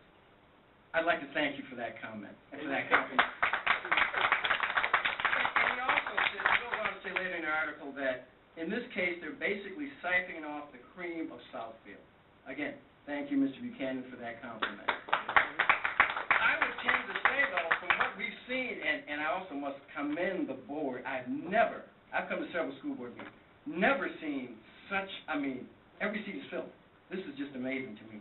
But to go on, I'm a bit baffled as to, with the great school that's going on here, why you're having such a problem with students that never attended Southfield. 90% of the students that are represented by SPACE never attended a Southfield school. So that means the $8,500 to $8,400 in the state foundation grants, these children were not here for count day. That money never came to Southfield. So we're not taking anything away from Southfield. Not at all. As a matter of fact, we're paying additional to another district. So we're not hurting the Southfield schools, the $24 million and the $10 million budget deficits. That's not me. Don't put that on my back or any of the SPACE parents' backs. Also, the other thing I'd like to mention is that none of the parents that I've talked to in SPACE will have their children returning regardless of what the outcome is. So that's not money that you're going to see. The other thing, and the main reason I want to come up with, to go with Mr. James said about an international academy, again, I'm baffled. I would like to thank the board for the largesse in grandfathering out the children that are already in high school. But what about those students at the International Academy? Now, they've been grandfathered out.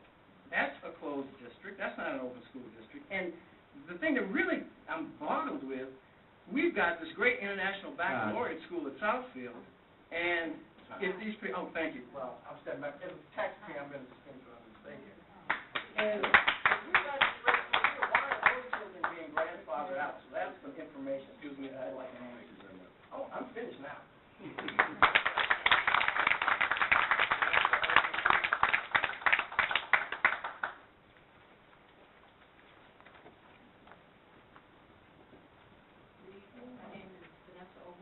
I live at 18470 Westover. Sydney Camp is my daughter. I have a daughter, Cameron Camp. She's at Berkshire. I thank you for allowing Sydney to be able to continue at Groves and finish her senior year there. I ask you to allow children who attend elementary and middle school to do the same, to continue on their educational path. I don't like my children being used as pawns in this war against districts. I support, and families here support, 2 school districts. We support Birmingham, Bloomfield, Berkeley, and we support Southfield. And they're all doing great things. And I just ask that you allow them to continue in their schools. Thank you.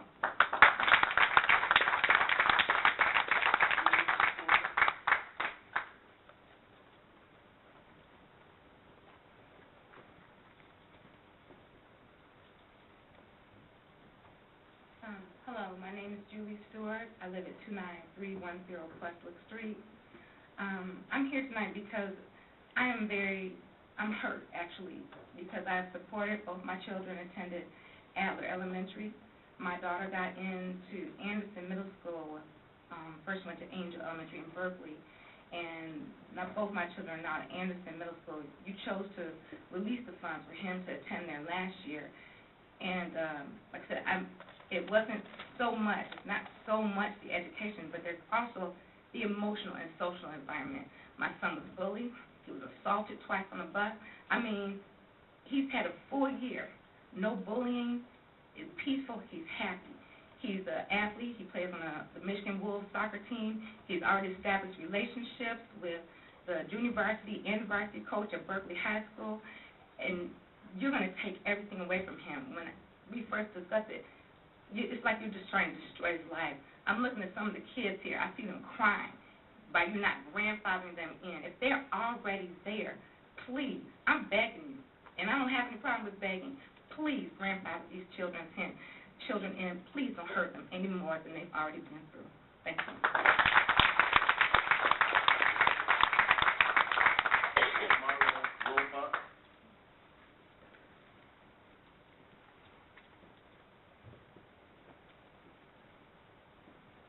Good evening. I'm Marlo Roebuck. I live on Castlegate Drive in Southfield, and I do thank the board for the opportunity to speak tonight. There's so much emotion in the room, especially after Ms. Stewart spoke, and you do look at the students in the audience who are crying, and you do have to wonder if the best interest of the children who are currently enrolled in the schools was considered.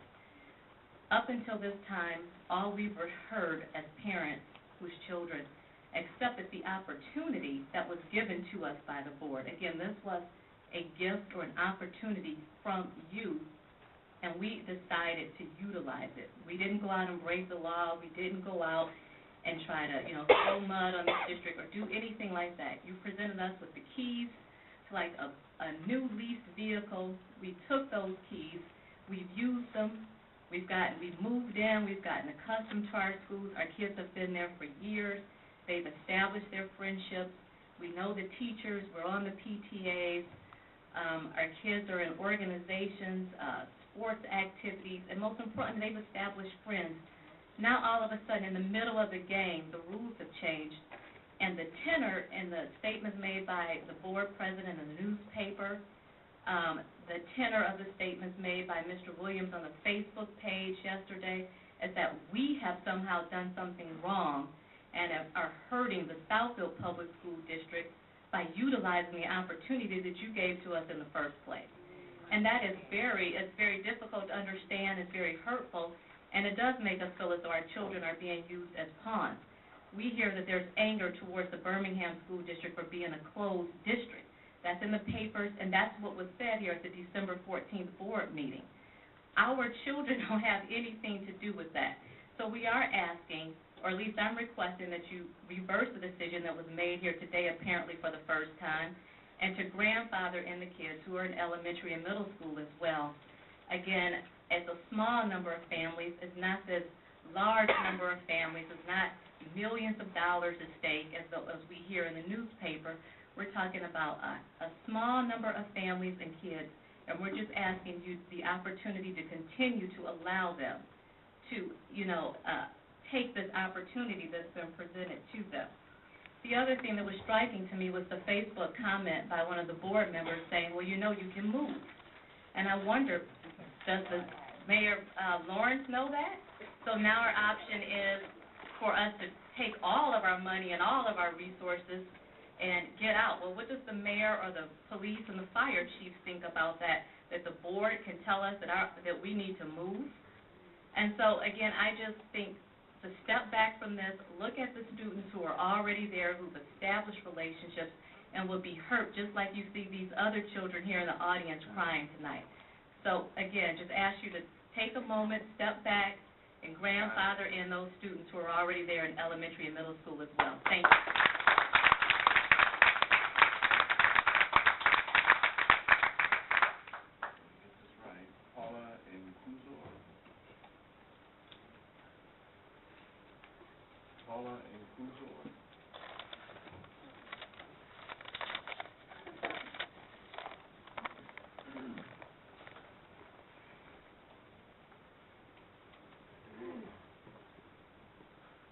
Good evening, my name is Paula Kuzor, and I'm here to talk about class tour of 2013.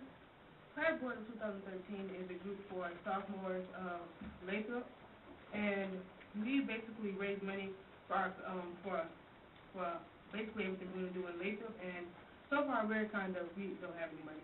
And we were asking if any of you guys have any parents, any of you are parents of any South Lathrop students, when we have these organizations, you could support us in them, and I understand some of the prices we put, like our mall trip was $12, and it was just like an outrageous price, but we did that so we could have money for everything we were going to do in the future, and we're gathering money for things that it can cost less for you guys, and you want to pay too much for us. So if you could just support us, that would be great, and thank you. Have a nice day.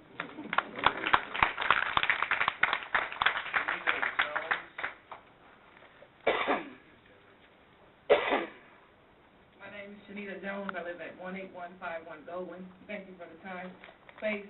I didn't know nothing about you, read it in the paper, that's why I'm here. I have a son here. He attends Levy Middle School, and last year he was at another middle school in Southfield. He's on his way to high school next year. I was considering Southfield High. But my thing is, with him at Levy, and I've been facing problems with him trying to succeed and do his best. And I spoke to Mrs. Cook. I wrote a letter for reason for transferring him to Thomas. And excuse me if my voice is up, but he's passionate to me, and my son is all I have. And right now, his grades are suffering. I go to the school, I try to talk to him, and they're not working with me. I just ask for tutoring or something, because there's no way that his grades should look like that. And when he was in elementary, he's very smart. And I'm just here today to ask for help from anywhere, the board, space, anywhere, because this stuff has got to change. Thank you.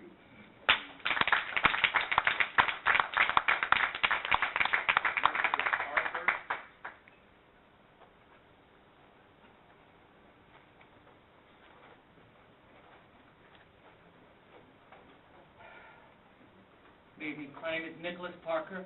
I live at 29992 Gardenia Lane, Southfield, Michigan. I've lived in Southfield for 17 years. I just wanted to say that and make that point. I found out about this meeting because of space, and this is the first school board meeting I've ever been to. And I have to say, I was listening closely to all the items that were on your agenda. And Ms. Trimp, I think, talked about funds, the federal funds received because of head count. Heard that you're doing pretty well with the food service program. But I haven't heard anything that you guys talked about tonight that addressed the MEET scores, the ACT scores, and those other areas that are of concern. I'm asking that you reconsider your decision, and I'm asking that you grandfather all the children that are in the Birmingham School District or whatever school district, because as the gentleman stated before, you're not getting those funds anyway. And perhaps a suggestion is maybe a good start would be that Southfield Public Schools becomes a closed district. Perhaps that might allow more focus on improving those scores and helping the lady who spoke before me with her issue that she's having with her son. Thank you. Elaine Harris.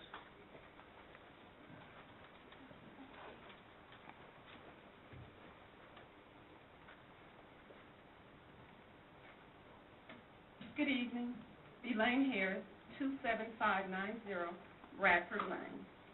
I'm the mother of 4 children, and all of my children are currently in the Birmingham school. My children never went to Southfield school. My children absolutely love their school. I'm reminded of a time when my son was in the 5th grade.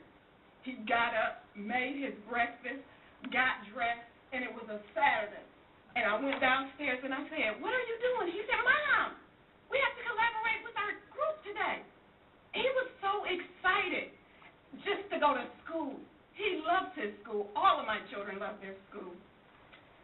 When we heard the news, I read the article to my children. The first thing they said was, "Mom, we have to pray about this. You have to talk to those people. We love our school." Mom, how could they say yes and and then change their mind? Why would they tell us we could go and then tell us that we couldn't go? They said, why do they let other students go to their school, but they won't let us go to our school? It was never my husband and my intention to have them start someplace and not finish. So I'm just appealing to you to please reverse the decision and grandfather in all of the children.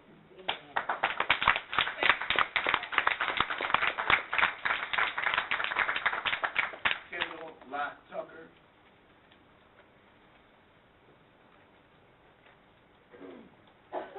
Again, my name is Kendall Lott Tucker, address 27645 Pierce Street. And my question is, what happened in 1 year's time when you granted my son the release, that today you're denying it? Is it just a mere coincidence that we have a new president who, it appears, has a personal, and I mean personal, issue with these schools? Why take your personal interests and put them above the children? When we elected you as our school board, we elected you with the premise that you would put our children's interests above your own. That is not what we are seeing. We don't get responses from you. We have to use media outlets like Facebook. What is that? That is a blatant disrespect for your citizens in this city. That's what that is. You want facts? I will give you facts. My son attended Southfield Public School last year. I see two of his principals, former principals, in this room, of whom I have a great deal of respect for. But you want facts? His school no longer is on the AYP list. That's a fact. You want another fact? My son was recognized in both of his classes when he attended high school as being one of the brightest students that those teachers have ever seen. But they did not have the resources to challenge my son. They would put him to the side, alienating him from the other students to try and give him additional work because he was bored in the classroom. Since he has moved on to the Birmingham School, Mr. Lance Williams.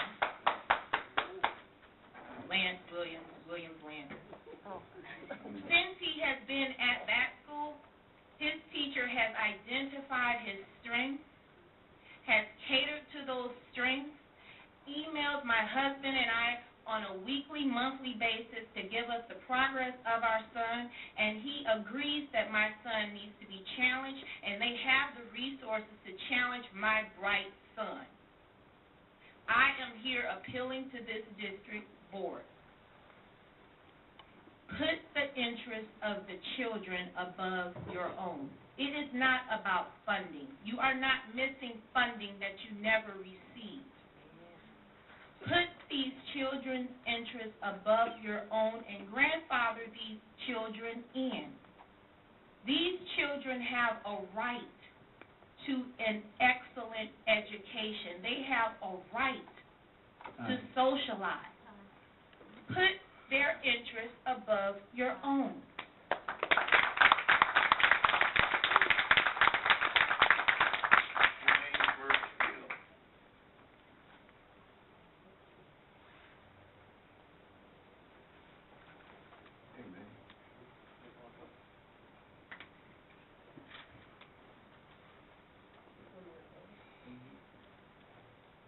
Hi, my name is Jermaine Birchfield. I live at 20360 Thornwood Court in Southfield. I'm a member of the House of Representatives, as Jay, previously said, and I'm a representative of Southfield Lathrup High School Scholars Plus.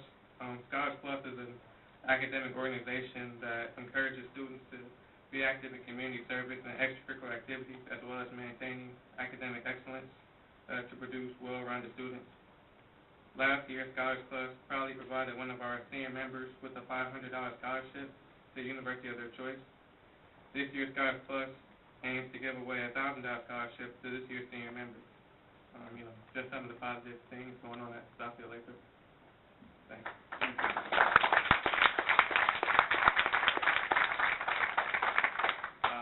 Yvonne Falconer and Jasmine Pearson.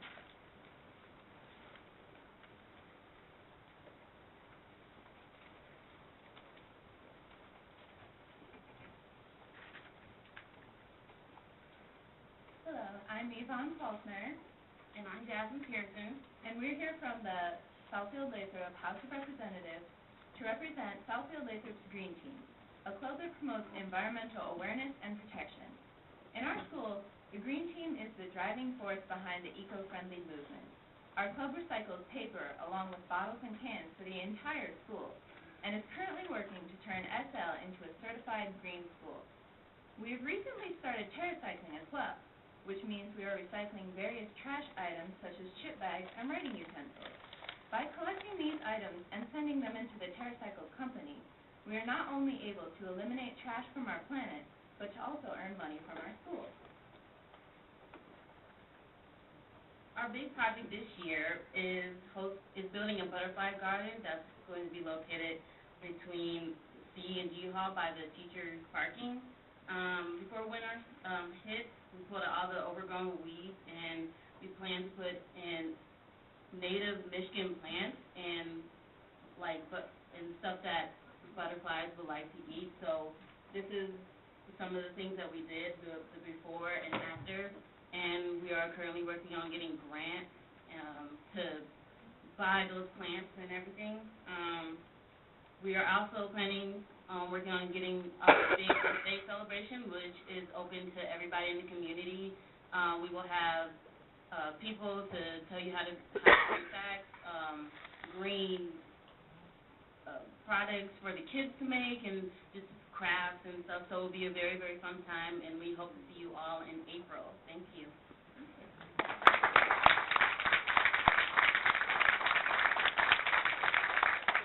Kimberly Bowden Adair.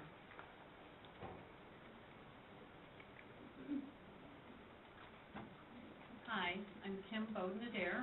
I live at 18805 Dolores Avenue, Lathrop Village. I may be the only one here that is in support of Southfield Public Schools. My children both attended from kindergarten through senior. My son graduated in 2007, a little nervous, and my daughter graduated in 2010. They both attend the University of Michigan. They graduated in the top of their class. They were number one in both classes. They also took courses. My son went into University of Michigan with 24 college credits. My daughter, 1. That's a lot of money that we saved. And I just want you to know that education is really what you, as parents, put into it for your children. And Southfield Lathrop and Southfield Public Schools have been a great experience for our family. And it is what you make it, I guess. And usually I'm on your side, or the majority of people here. I'm not usually with management. So I just want you to know that I don't know if we didn't do anything magical to make our kids go to school and do well. But we loved them, and we felt like we were providing what they needed when they needed it. And I believe in public education. I wouldn't go to a private school. So we live in Southfield, we lived in Lathrop Village, and we chose that district basically because it provided us with such cultural richness that my children needed to go on and be fine, upstanding adults. So I appreciate your time.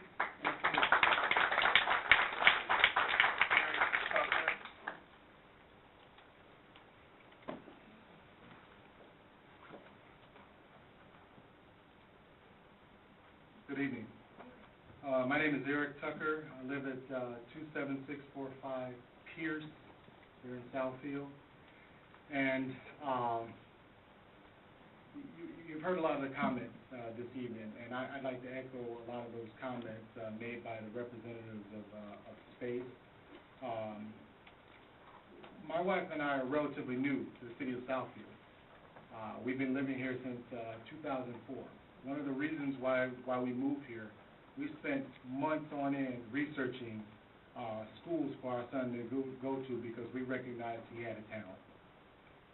And I'll call it out because everybody else has done it. You know, we heard about Principal Bobby Hentrell at Stevenson.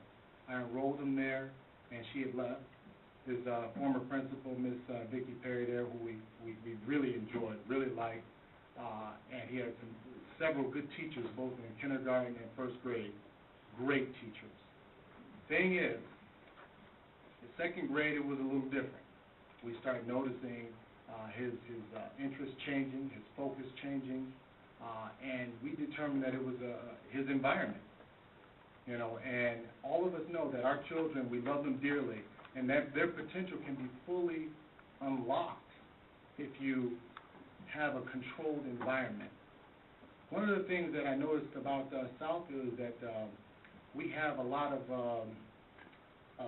students. You know, you've heard discussion about the scores and the factors that, you know, that are driving those scores down to be many. But one of the things that I'd like to ask is the board to consider, what are some of the things that we're doing to control the quality and caliber of the students that are coming into the Southfield public school district? This room is full of caring parents.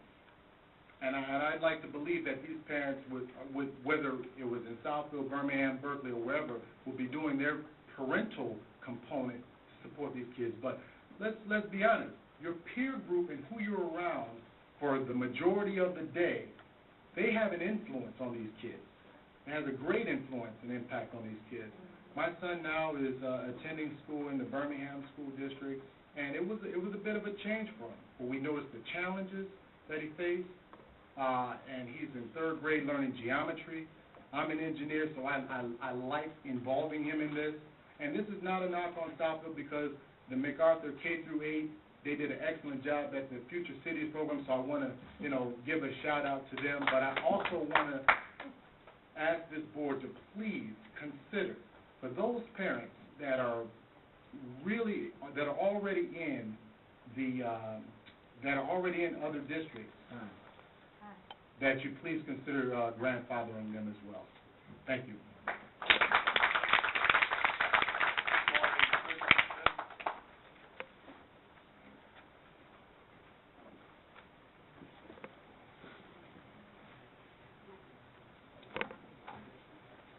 Good evening.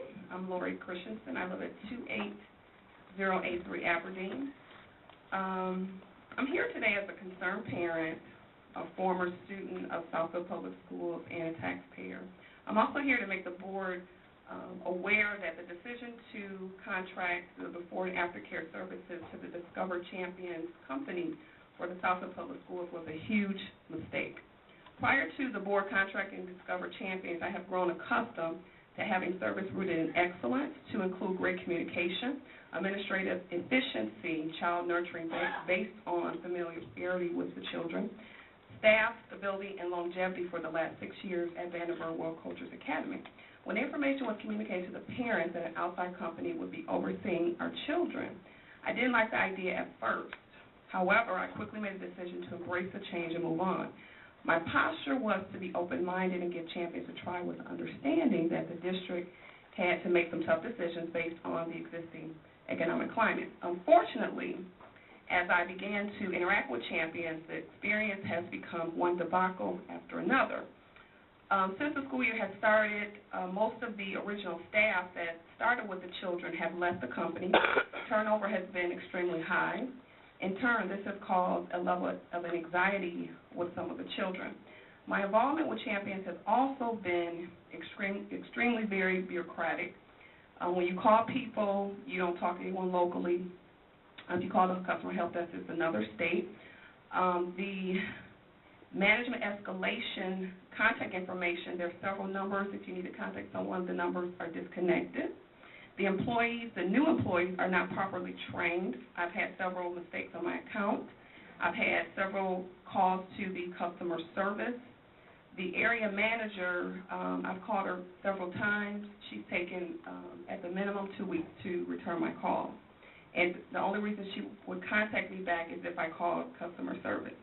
The electronic computer system that they use, you log into the computers as well as manually document your in and out time.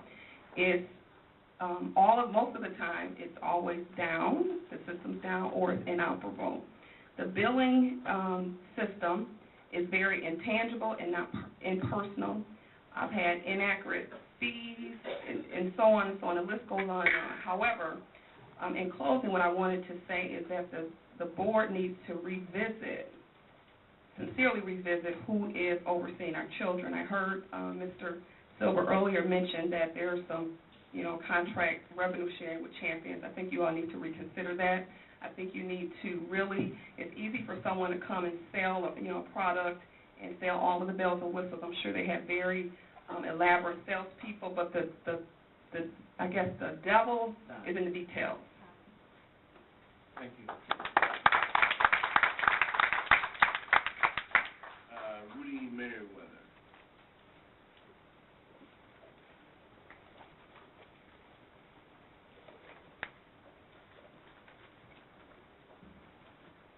Good evening. My name is Rudy Merriweather. I live at 20960 Harvard in Southfield.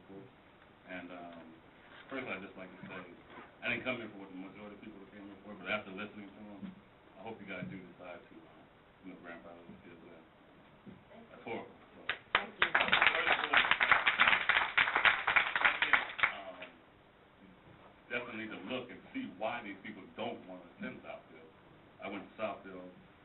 I've been in Southfield about 30 years. And I remember coming out here, people wanted to come to Southfield. You guys need to look and see if you can change that because it's scary. I'm here because my son attends the Bussy Center, and his teacher was named Debbie Mendel. And she was transferred out, and the teacher was transferred in. I think her name was Whitmore. Can't mention. Okay, I'm sorry. I don't know what I can do, but his teacher never showed up. And me and the fellow parents and me and my ex-wife have tried to address the administration, and they won't give us any answers. So I asked the board to please look into the situation where their teacher, their 4-year-old, and the words the administration keeps using is they're resilient. I don't think they are, because I've sat there in the class a couple of days, and they're kind of like they're all over the place now. And it's little things like that that make people, like these people here, not want their kids to end. Like I said, I've been in 30 years. When I went from second grade all the way through Southfield High, graduated in 1992. Nothing like that would ever have happened then. I don't know why it's happening now, but I definitely think you guys need to look like in the mirror and see why these people don't want to attend Southfield. And I think you'll find little things like this that, it's unacceptable. I don't think this would happen in Birmingham. I don't think it would happen in Bloomfield. I don't think it would happen in West Bloomfield. But I think it would definitely happen in Detroit. Southfield coming to Detroit. I've been a proponent of Southfield schools for so long for all my friends. I grew up with Jewish friends, white friends, black friends, and it seems like everybody doesn't want the kids to go to Southfield. I've been a proponent of you guys so long, saying you get the same good education here that you can get in Birmingham. But this instance just shows me that what you guys have been, what we've been reduced to. So my son enters kindergarten next year, and I'm seriously thinking about Southfield Christian or other alternatives. But just please look into the situation in Bussy Center. I know that prior principal was phased out for some reason. We got a new principal. She seems like she's okay, but if you guys can look into it, I greatly appreciate it. Thank you.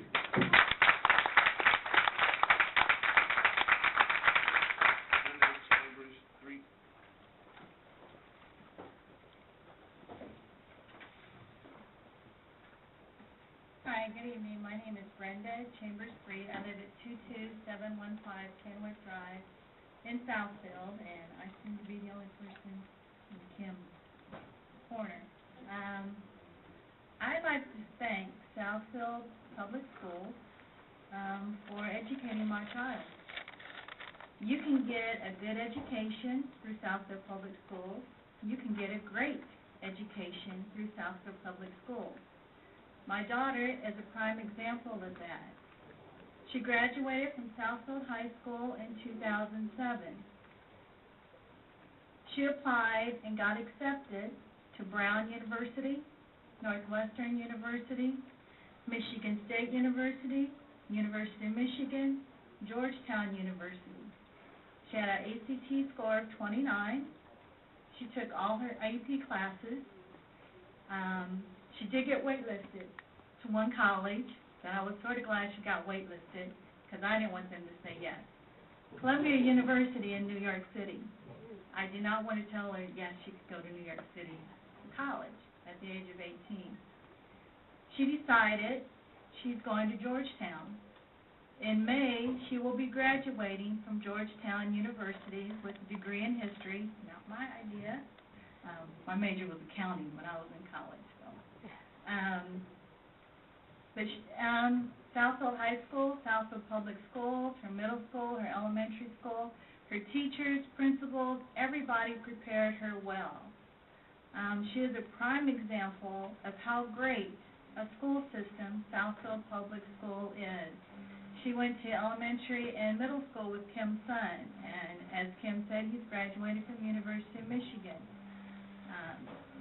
Carolyn didn't do too well on all her APs, although she should have. She did do good enough, but at Georgetown, especially on her history, she did great, but they accepted a 5 at Georgetown and she got a 4. So she didn't get credit for that. She loved her year, or she loved, like she's gone now. The time that she spent at Southfield High School, she actually sat where you're sitting now. She was the Southfield High School rep to the school board. Very involved, and she's also very involved in college. Too involved. I think her grades could be higher, but she's Miss Sociability. She's in every organization, in plays, everything. She's president of the NAACP chapter at Georgetown University, very busy, very active. So again, I just want to say thank you. You did a great job of educating my daughter. And I don't want any of you to think that your child can't do the same, because they can. Thank you. Thank you.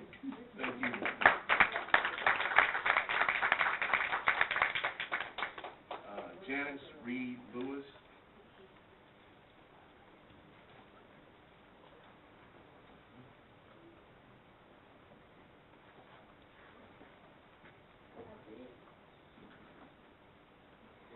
Janice Reed Lewis, and I live 17265 Pennsylvania, and I may be the third person that supports Southfield School. My son, Brian Lewis, graduated from Southfield Lakeshore 2009. And listening to everybody, my heart really goes out to you, because it's like what happened within a year's time. My son also AP classes throughout Southfield. He was in the TAG program, that was called the Gifted and Talent Program. Southfield Library had a reading program. I don't know if they still have it now, but all the schools participated, and his group won first place 2 years in a row. And they have to read so many books. So my point is, I listened to one parent where she got really upset, and I got emotionally too, because she said that your child needed help. The teachers, when my son was in school, they asked him to tutor some kids, and they was relaying that information to parents. So my point is, if you're having problems, talk to the counselors, talk to the teachers. Now, Brian scored high in school, in AP and everything. He applied to 6 universities. He was accepted at 5. Like you, the one that he really wanted, that was crazy, he didn't get it. He spent 2 weeks at Cornell University, and that's what he wanted. He was accepted at Penn State.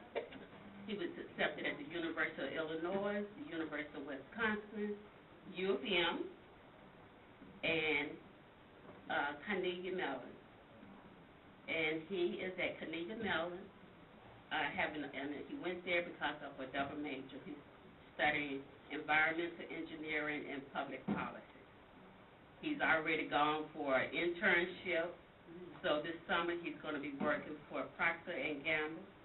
So I'm not saying this to say stay in Southfield, but I work in Detroit, and all of our children leave Southfield.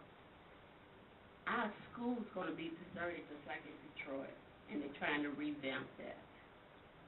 I know that the students, you may be having a hard time. I remember one year my son had a problem in middle school. They was picking on him, and I called the counselor. They said, oh, they just kid around. No, you don't kid around like that. So sometimes you have to take matters in your own hand, but you take it as an adult. You get on the phone and you call these parents, and you have the student on the phone also, because you know, and my child will lie, and children will. But I just wanted to say, stay with Southfield if you can. Thank you. Jessica Levine.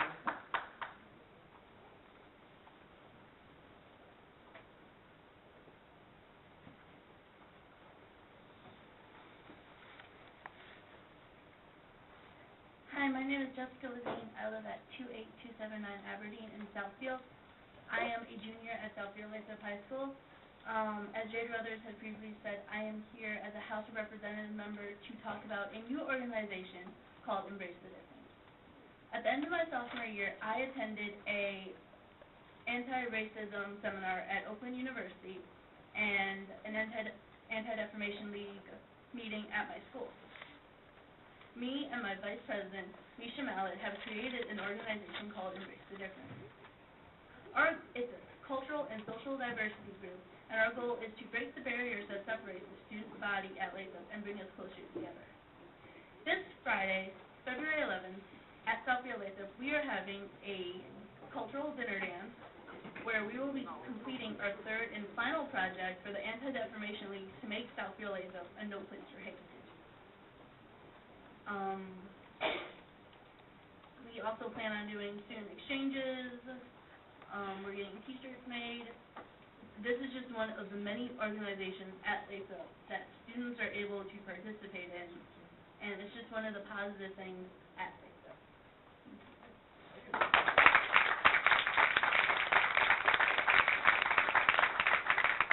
Simon Rivers.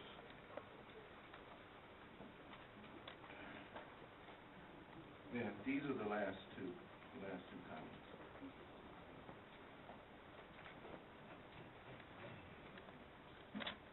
Hello.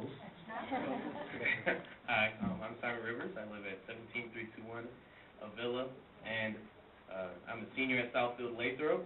I am the vice president of my class. I'm the president of our Thespian Troupe 219. I'm the student representative of the Fine Arts Academy, the student director of the theater department. The list goes on and on.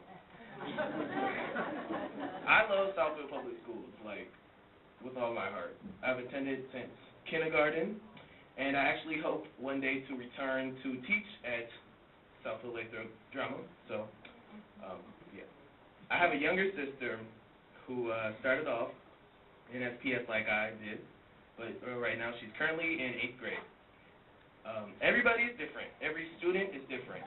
My little sister couldn't handle the environment of Southfield Public Schools. She hated going to school. She would cry when she was getting ready for school in the morning, and she just felt like she was tormented. I, on the other hand, I loved getting ready for school in the morning. I hated being sick, but my little sister was different. She's happier at Berkeley Public Schools than she has ever been before in her life, and her happiness means the world to me. I ask that you please allow my baby sister to finish her education at an institution that she feels most comfortable with. Thank you.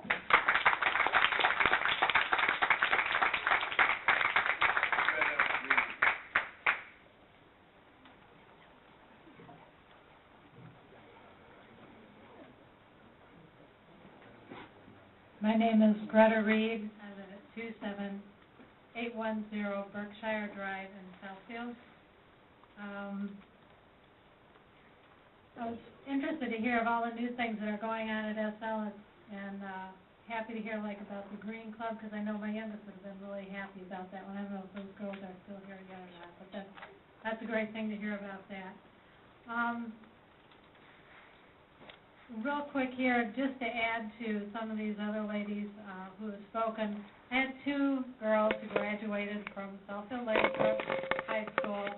One of them had an ACT of 34. The other had an ACT of 28, which very much reflects their personal abilities. They were both now graduated from college in 4 years. They were well prepared. They did well in college. You can get a good education in Southfield public schools. Averages are averages, okay? It takes those kids who are poorly performing, and if I'm not mistaken, I think that all of our children take the ACT, not just those who are college bound.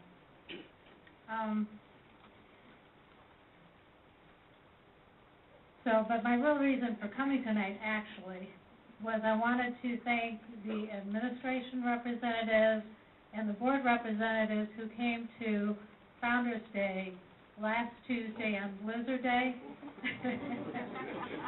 This is an annual event that the Area Council PTA holds to recognize our distinguished PTA volunteers. And we have a lot of PTA volunteers. It's real important to recognize all that PTA volunteers do for our schools.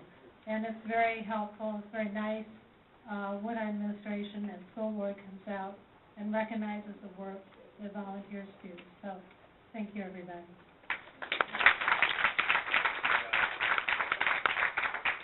Now we move to board matters, and this is time set aside for board members to discuss issues or activities, and we'll just kind of go around Ms. Smith.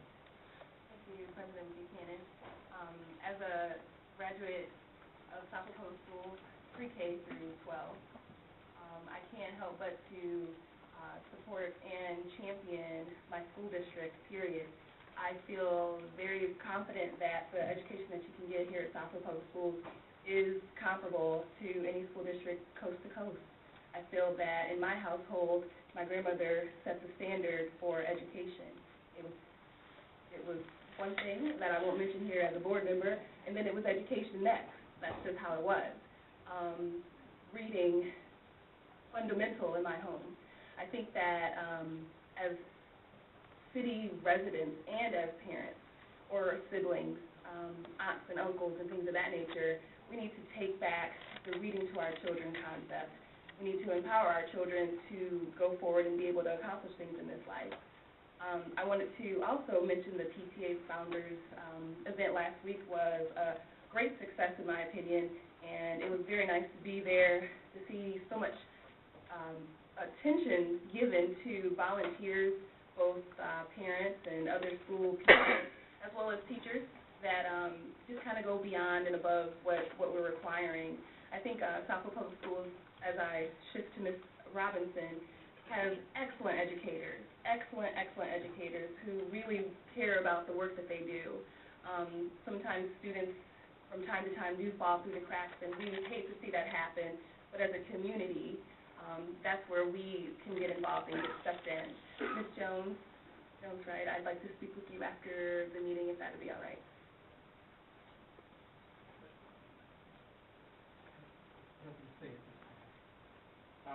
I do. Education's gotten competitive, and in corporate America, competition is a good thing. Okay. I've listened to everything, and I've taken it to heart. These are decisions that we take to heart. These are decisions that we spend long nights on trying to make decisions on. Okay. But one of the most important factors in a child's success in school is the degree to which his or her parents are actively involved in a child's education. You don't have to believe me. Okay? Yet, we really know very little about the actions that parents take with their children at home in the school, in the community. Now, there are many ways that parents might become involved in their child's education, and a lot of things have been said here today. The form parent involvement takes will really be shaped by three factors. And believe me. Okay? One, the resources and opportunities available to the parent, including those that are provided by the school. If we're not providing something, let us know. Let us know. We like to hear that. Two, the relationship between the parent and the child. And a lot of that we don't find out until we have like a parent hearing.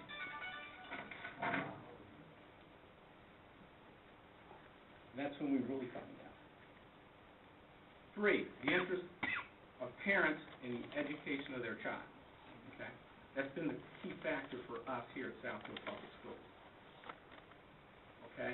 The numbers are what they are. Go out and look at the scores. It's out there. Make sure you're looking at the current year. This is a new board. This is a new superintendent. These are new times. If you got a good education in Southfield Public Schools before, you're getting a better one now. Okay? Now, I say that to say this. I attended the PTSA, or the PTA, Founders Day Dinner, for the first time. And I was a PTA president over at Vernon for 2 years. That was on a night that we had a snow emergency. It was packed. I saw Dr. Robinson. I saw Dr. Cyber. I saw Linda Wood. I saw Mr. David Turner. I saw Miss Debbie Trimp. I saw Trustee Smith, Trustee Robinson, myself. Just about every building principal in this district there. Okay? The room was packed. I almost didn't have a seat, and I had a ticket. Okay? Now, but the impressive thing about it, okay, as packed as that room was, there were even more parents in the hallway supporting their child because they were there either with the band, or they were there with the choir, or they were there receiving an award. The administrators and teachers that we have in this district are some of the best people in this country. We've got the president's cabinet people coming to take a look at what we're doing here as best practice. Okay? Now, it's up to you as parents, because I understand if the State Board of Education hasn't already done it, they're about to raise the bar. So make sure that you look at this year's NEET scores, because next year they're probably going to get higher. So that's going to require more involvement from you as a parent. Don't take my word for it. The positive relationship between parent involvement and student achievement has been well documented. Now, there's many empirical studies you can look at. The one that I just quoted was from Dornbush, Ritter, Lederman, Roberts, and Frulich, 1987. So that's somewhat current. Those are my comments. I appreciate the dialogue. We've taken everything that you've had to say to heart, and thank you. I appreciate, Secretary Rance Williams, Board of Education. I appreciate the responses here from the parents and the members in the audience tonight. But like many of you, to answer one question, I have to do that first, Mr. President. I have an opinion just like everyone else in this audience. Just like everyone else in this audience. And I appreciate the dialogue. So to be responsive, when someone asks me a question as a board member, was my attempt to answer the question. Maybe there was something going on behind the scenes, take that out of context. I don't want to see anyone leave Southfield either. I said we all have options. That's one option. We all know that. I don't need to say that to anyone. So a good dialogue this afternoon. We do take this to heart. We take it to heart. My daughter graduated from Southfield Public Schools, Southfield High. Went on, was accepted to many colleges like some of the parents addressed here tonight.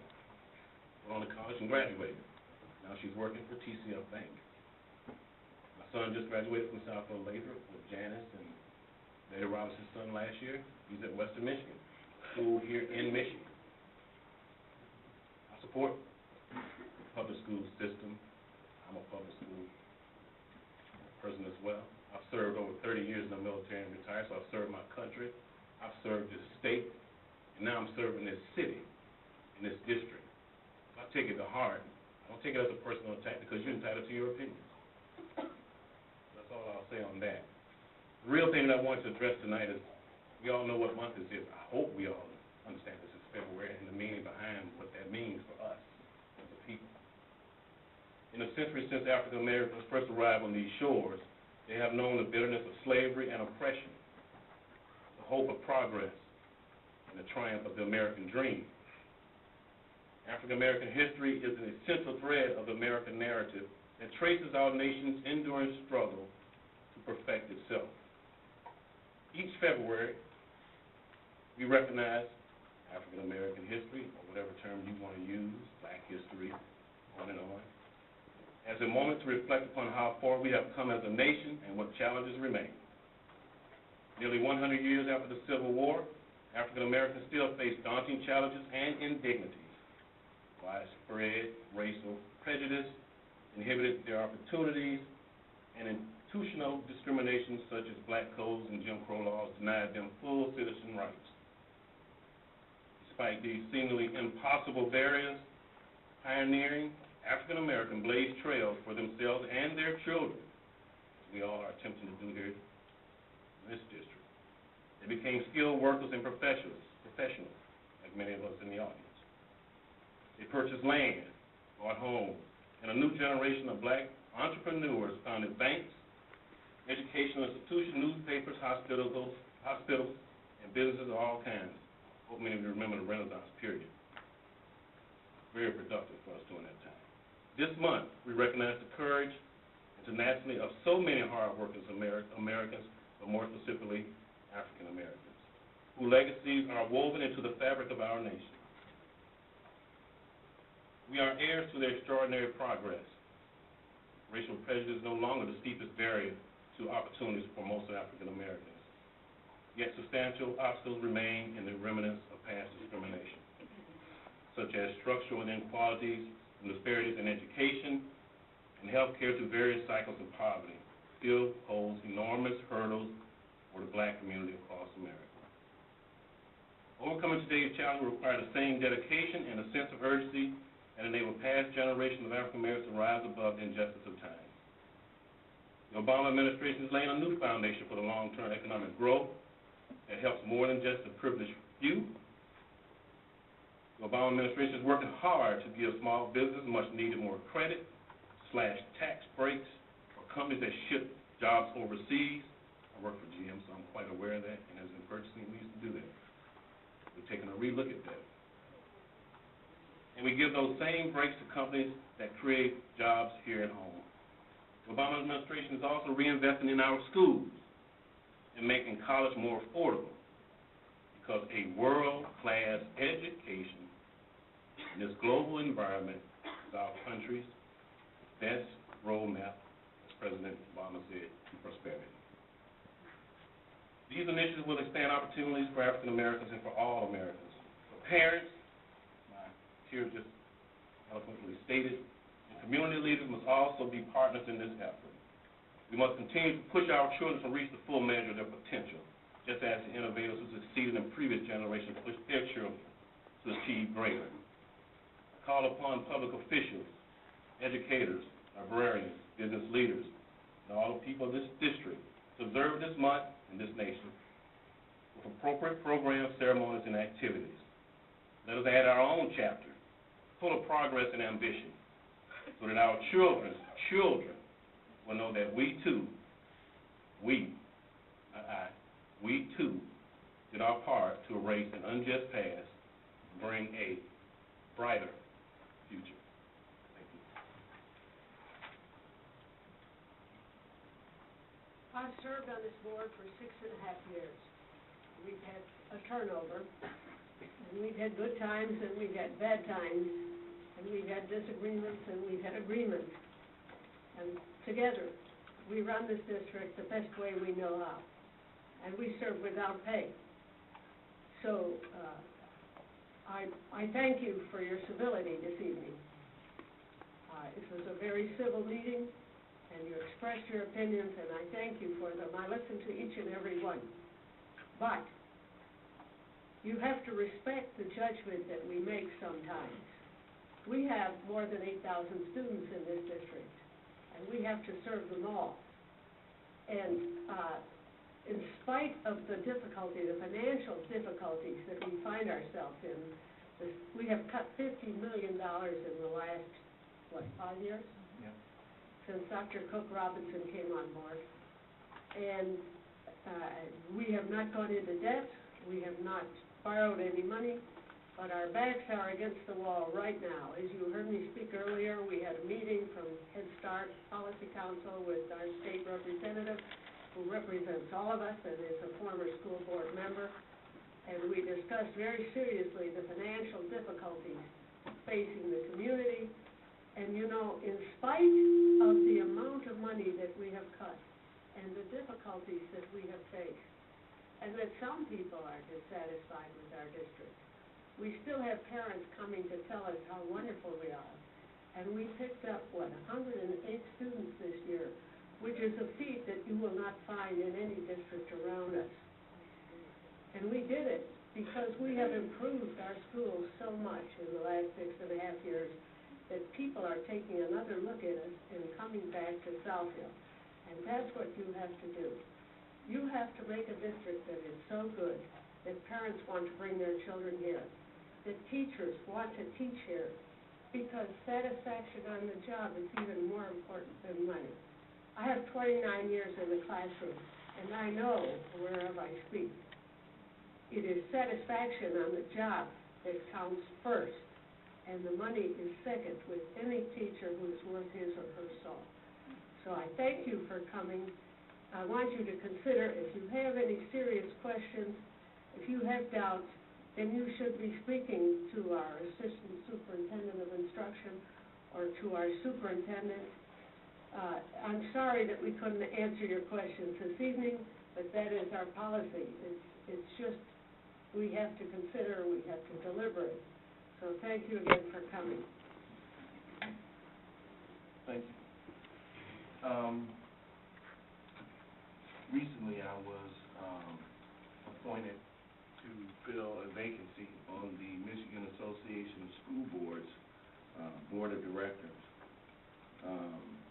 That position actually now requires me to represent not just Southfield, but Southfield and Birmingham and districts of our size throughout this region. So I don't have a problem with any district. What I have a problem with is policies that restrict who can and who cannot come into their district. That was my only issue. So I don't have any personal agenda whatsoever when it comes to what I do here as a board member. I'm fully aware of my responsibility to this community, and I take it very seriously.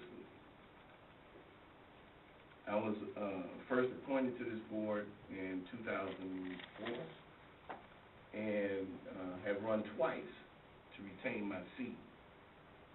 In that time, devoting many hours, missing it. Tonight, I missed my son's game tonight. I could be sitting there watching my son play, but no, I'm here fulfilling my duties as a trustee because that means that much to me. It's important that we all understand that this community is going to survive when everybody is pulling together. Everybody, the best, brightest, everybody.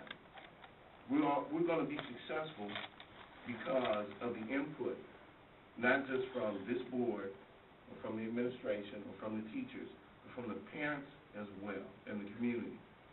And I think that we devised that kind of transparency since I've been on the board.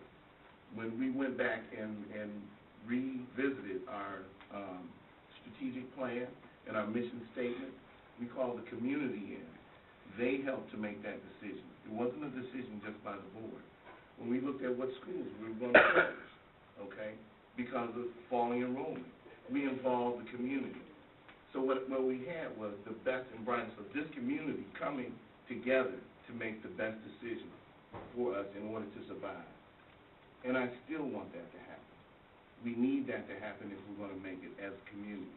Everybody talks about Southfield in terms of the amenities and everything else. The main thing is the school district. At the heart of any community, the success of any community, is the school system. If we're not successful as a board, this community will fail. And that's the pressure that we feel. And that's why we make the decisions. That's why we go into deliberation. And I mean, believe me, we do not all sit here, all 7 of us, agreeing every time that we have an issue. That's just impossible. That's not human nature. But we all come around to the decision that's best for our students, our parents, and our community. So I just want the community to understand that none of these decisions were made haphazardly. They don't have anything to do with any personal agendas. They have everything to do with raising the bar of expectation here in Southfield, which I don't think has really been done by any previous boards. This board has an expectation of success. We have an expectation of excellence. At the beginning of the year, we talked, when I addressed the teachers when we came back from summer break, we ended off the year very good. I said, well, we're going from good to excellent. And I think everybody in there understood that that's our marching orders, that we're going to move forward and continue to move towards excellence. And we're doing that. If you look at any majority African-American community, nobody can tout what we have here in Southfield. But if we keep infighting, we're going to go the way of Greenwood in Oklahoma, Rosewood in Florida. They were taken out by violence that was perpetrated upon them. The violence that I'm looking at is innuendo and misinformation. And those are the things that will bring this community down. The role of the school board is much more involved than just sitting up here voting yay or nay. Our decisions impact this entire community, and we take that responsibility very, very seriously. Future meetings, February 15th, we have student hearings. February 21st through 25th will be our midwinter recess. March 1st is student hearings, and March 8th is our next regular school board meeting. And with that, this meeting is adjourned.